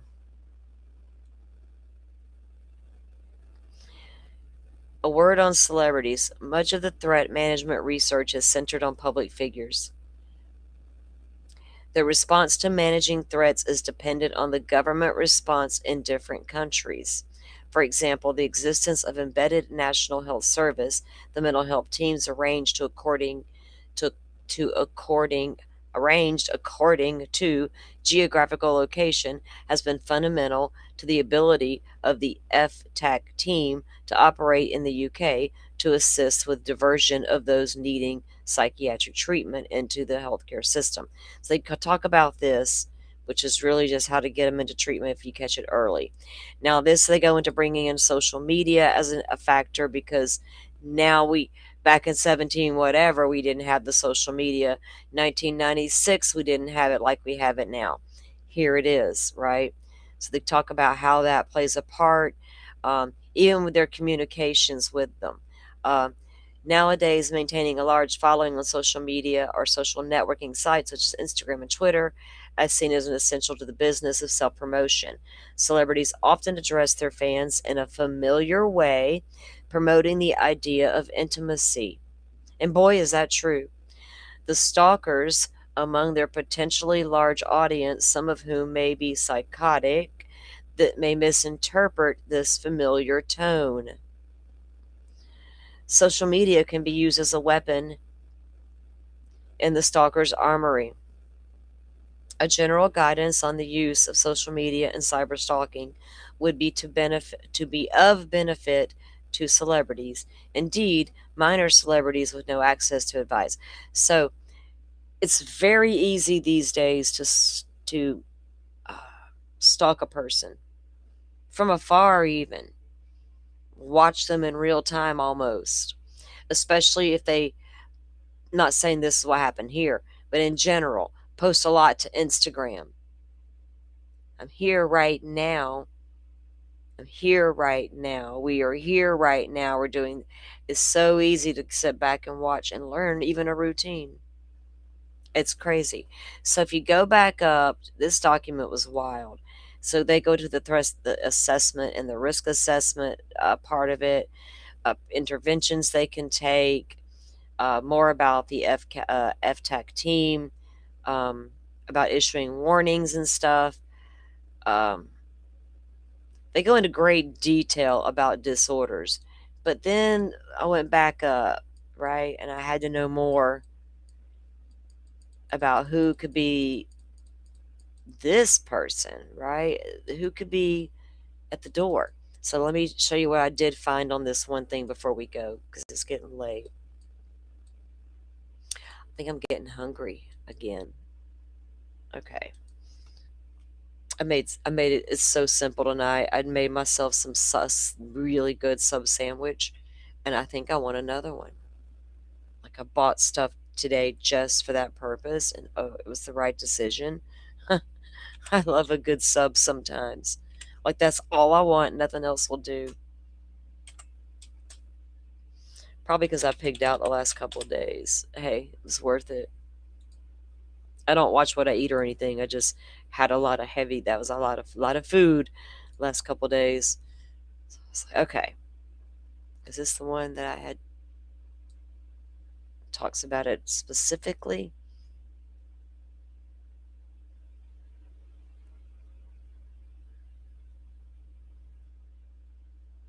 Oh, I think I pulled the same one back up by accident. Hold on. Let me get the right one. And thank y'all for coming in on this. What is it? Is it Friday night? Friday night is Monday. On a Monday night, I had things to do all day today. I'm not used to being here at night on a Monday, so it totally threw me off. I promise that's all it was. But I had things to do today, right? So I was gone for a good part of the day. So I didn't go live today at all. And then the only thing that happened was, Savannah and her sibling, brother-in-law went back over. There we go. Here's the right one. At their mom's house. I doubt they're going to stay at that house, right?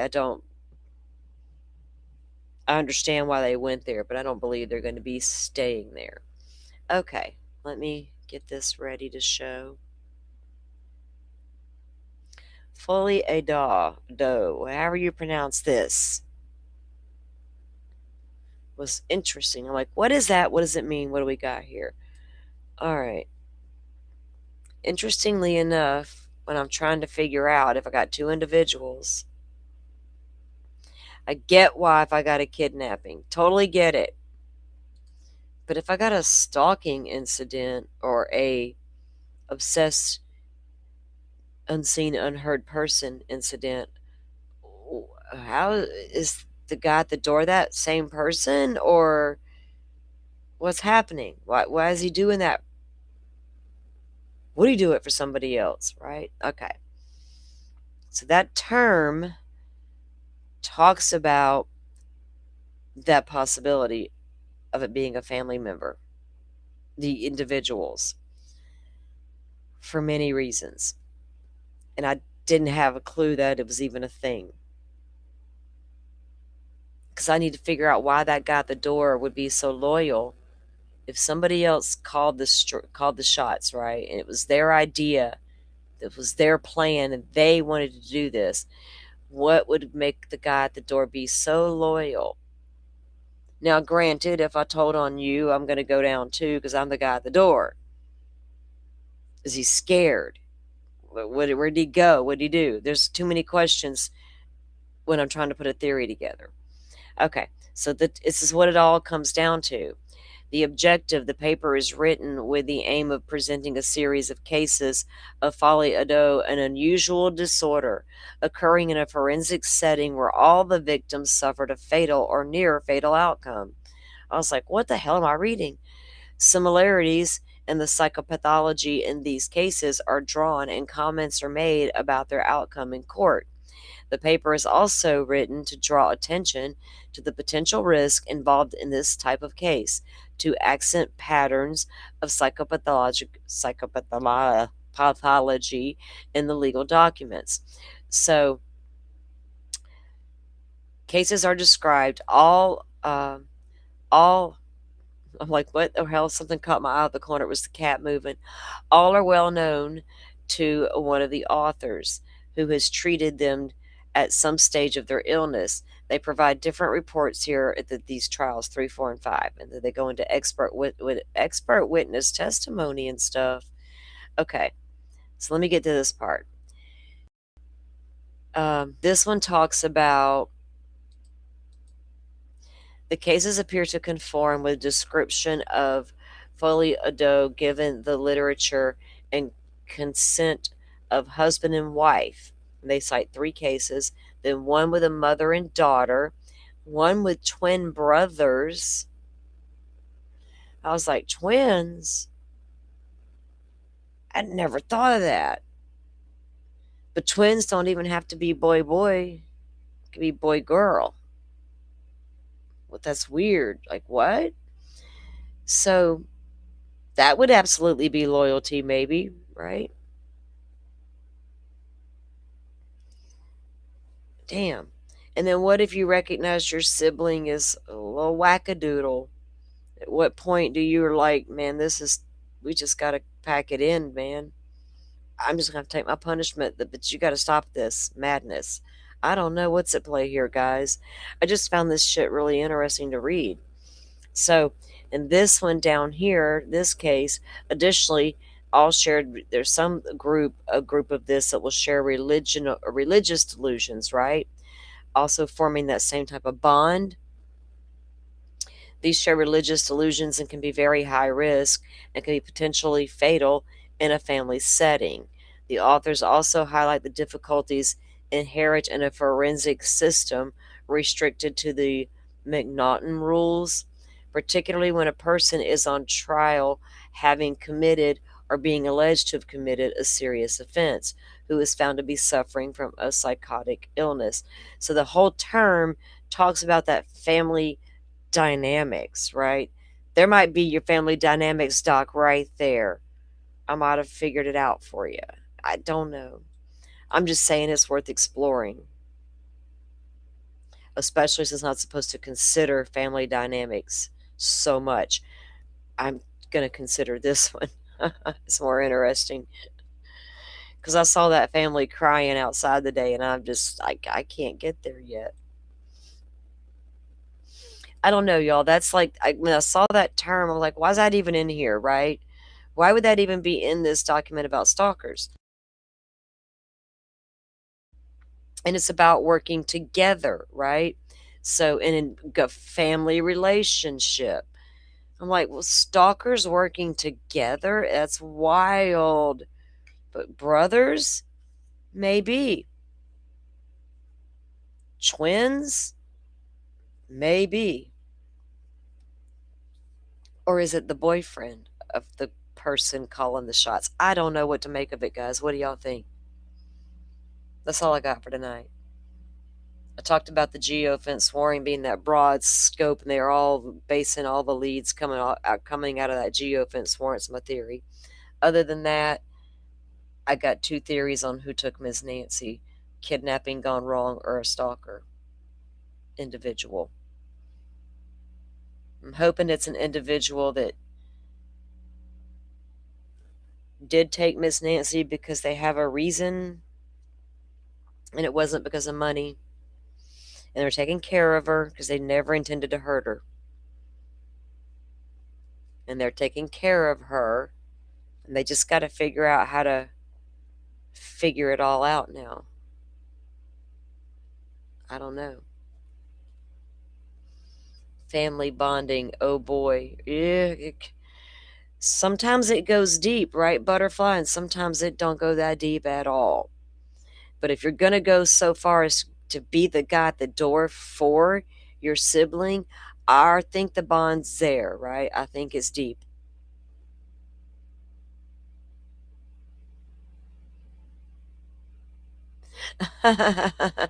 Penny was hanging out with us for us. She was here for it. She probably like, let me go find Miss Nancy. Give her a sniff of that blue shirt out there. She could probably still pick up that scent and go find her. Like, did it end at the driveway? So she got in a car, right? Took off like Sebastian Rogers. I don't know. Good night, Penny. I need to go get a drink and something to eat too. Nanos can take a sad song and make it better. Oh my God. He'd take a sad song and make it worse. Goodness. It's like just when you think you can't, he's like, hold my beer. I got more word salad. Just wait 1 second. It'll be good.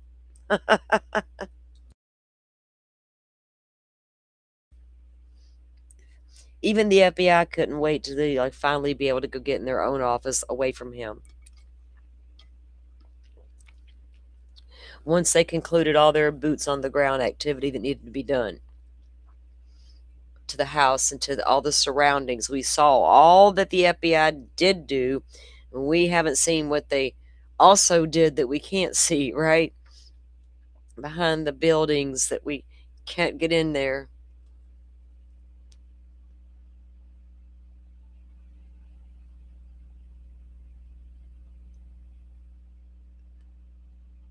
Well, you don't have the public. The reservations do have their own setup going on. I don't live far from one myself, and I know people who live on that reservation actually. So I know they got their own laws and their own governs, right? But who on the reservation would want to take Miss Nancy? Just and a kidnapper live on the reservation? Was that their safe haven to take her to tuck her away safely until a transaction was made? Possibly. If it's a stalker or a obsessed individual or person who feels done wrong, why would they go to the reservation? See, I have to make it work in my head.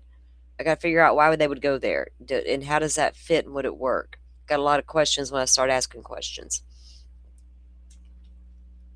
But it's not a far-fetched to be hiding her out there because of the fact, just like Mexico is not far-fetched because we got to get across that border to get to her, right? Regardless of the relations and all the things. And I think we could get it done. Absolutely. I don't think Mexico wants to play around with that. They don't want to be responsible for Miss Nancy, right? There's too much. They're not going to deny us access to the country if we thought for real she was there. So that's when I was like, you know what? FBI hasn't went balls to the walls trying to get across that border. So I don't think they have any indication she went there. But they don't have any indication of anywhere she went. Right? We showed the map earlier. Take a dart and throw it. At this point, it's take a dart and throw it, and you might find Miss Nancy. And that's pathetic and sad to say.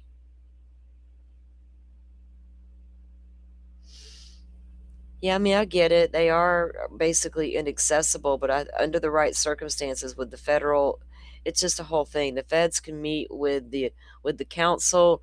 They could make it happen if they're willing to play ball. If the chiefs at the res are willing to play ball, that's what it comes down to, right? But I don't see any indication she's there at this point.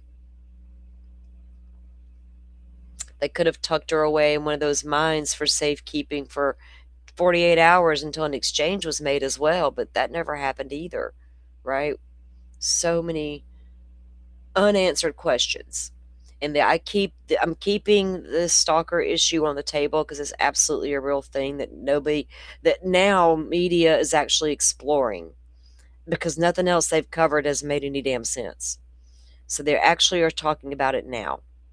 And then the robber, or not the robbery, there, I've heard it again as recently as today. The FBI has taken those very first two ransom letters seriously, and they cannot find the people who wrote them. That does not take into account all those weird ones that TMZ got. Those are completely off the table. Gone. Out of the picture. Just like robbery and SA. But I can't discount those very first two letters that also went to other places besides TMZ, right? And the fact they haven't found those people yet speaks volumes. It should. It should bug us that they haven't found people who sent emails. Are you kidding? Well, we can't find the guy at the door either, so I guess I shouldn't be baffled at this point.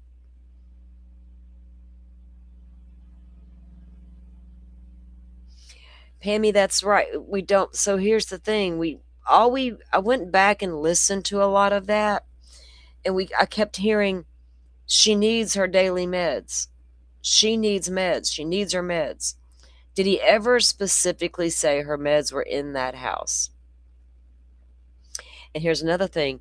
If you go and try to refill Nancy's meds, it's going to trigger in the system, and they're going to know somebody. They watched it. You can guarantee if they think a kidnapper was involved, they watched that wherever she gets her meds from. Was there a refill? Could have been an automatic refill situation, right? 30-day, 90-day, whatever her preferences were. But if anybody ever tried to refill her meds while she's gone and there wasn't an automatic refill time, something's up, right? But also, it's not hard to get those meds in Mexico. We saw that.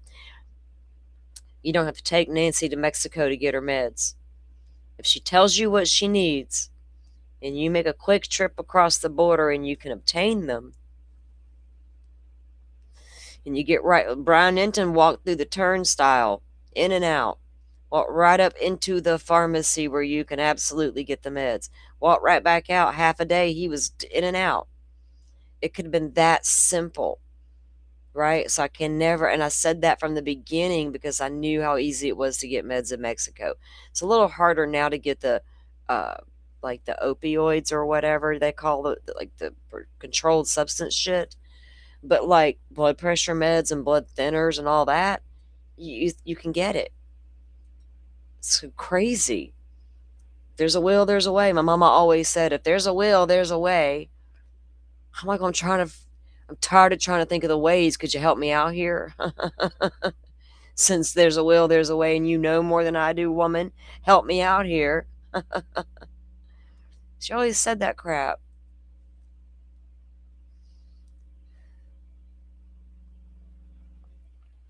Yeah, if it was a kidnapping gone wrong, Miss Nancy is, at this point, it's just, can we recover her?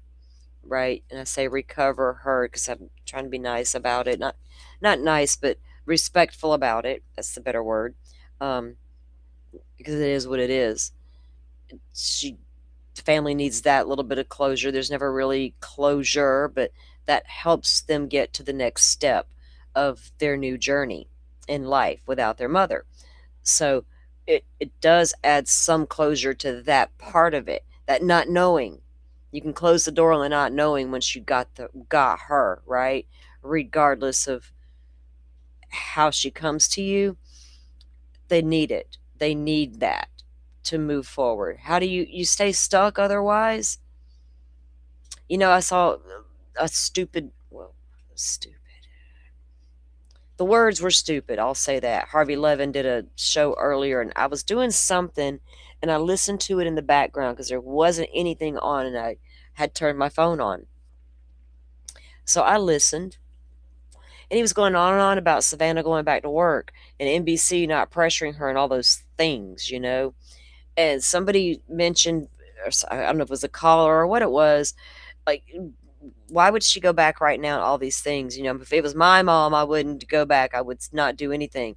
He's like, well, what do you want her to do? Not live her life. Not, you want her to stay in this way limbo forever. I'm thinking, dude, it's 30 days. What are you doing?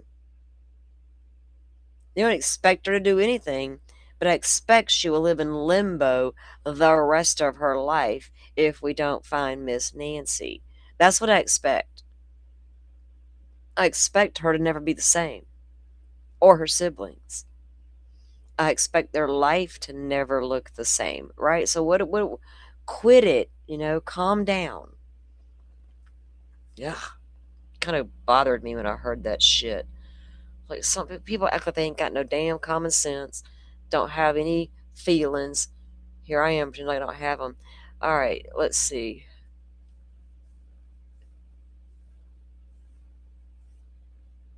You're nosy? What you nosy about? I'm nosy. Y'all know where I be nosing. Who was going to bed? Was that Pammy?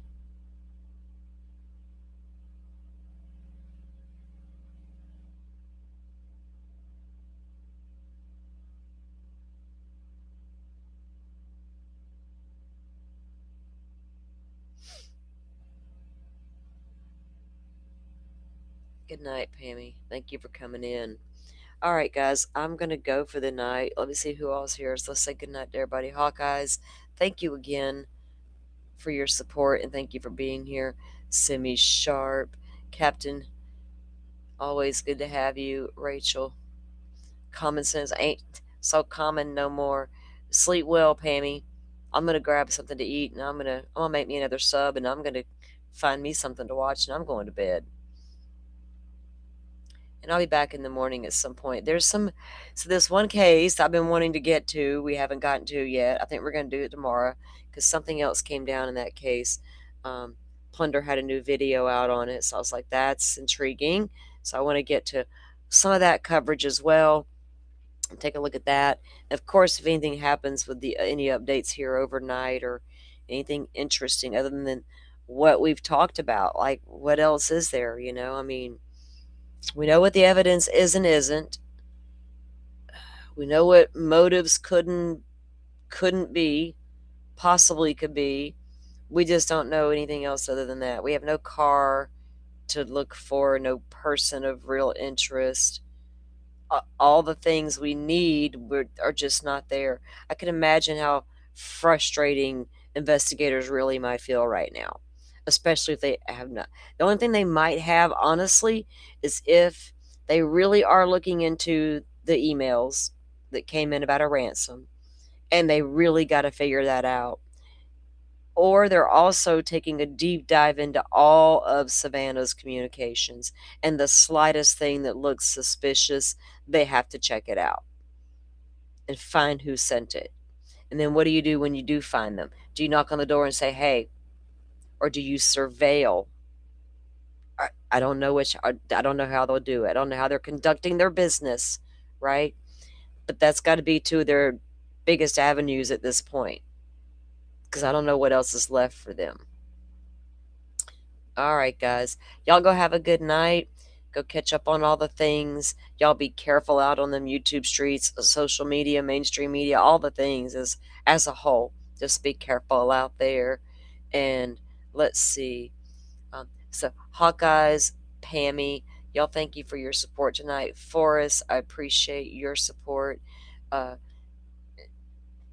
gave out the 5 memberships out there, and you guys got some the other night. Were gifted out by Forrest as well. So again, appreciate all of y'all being here.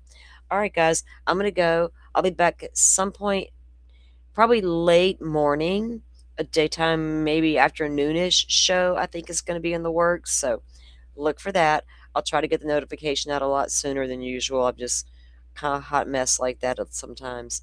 All right. Well, y'all go have a great night, and I'll see you back here tomorrow sometime. Good night. Thank you all for watching this here video.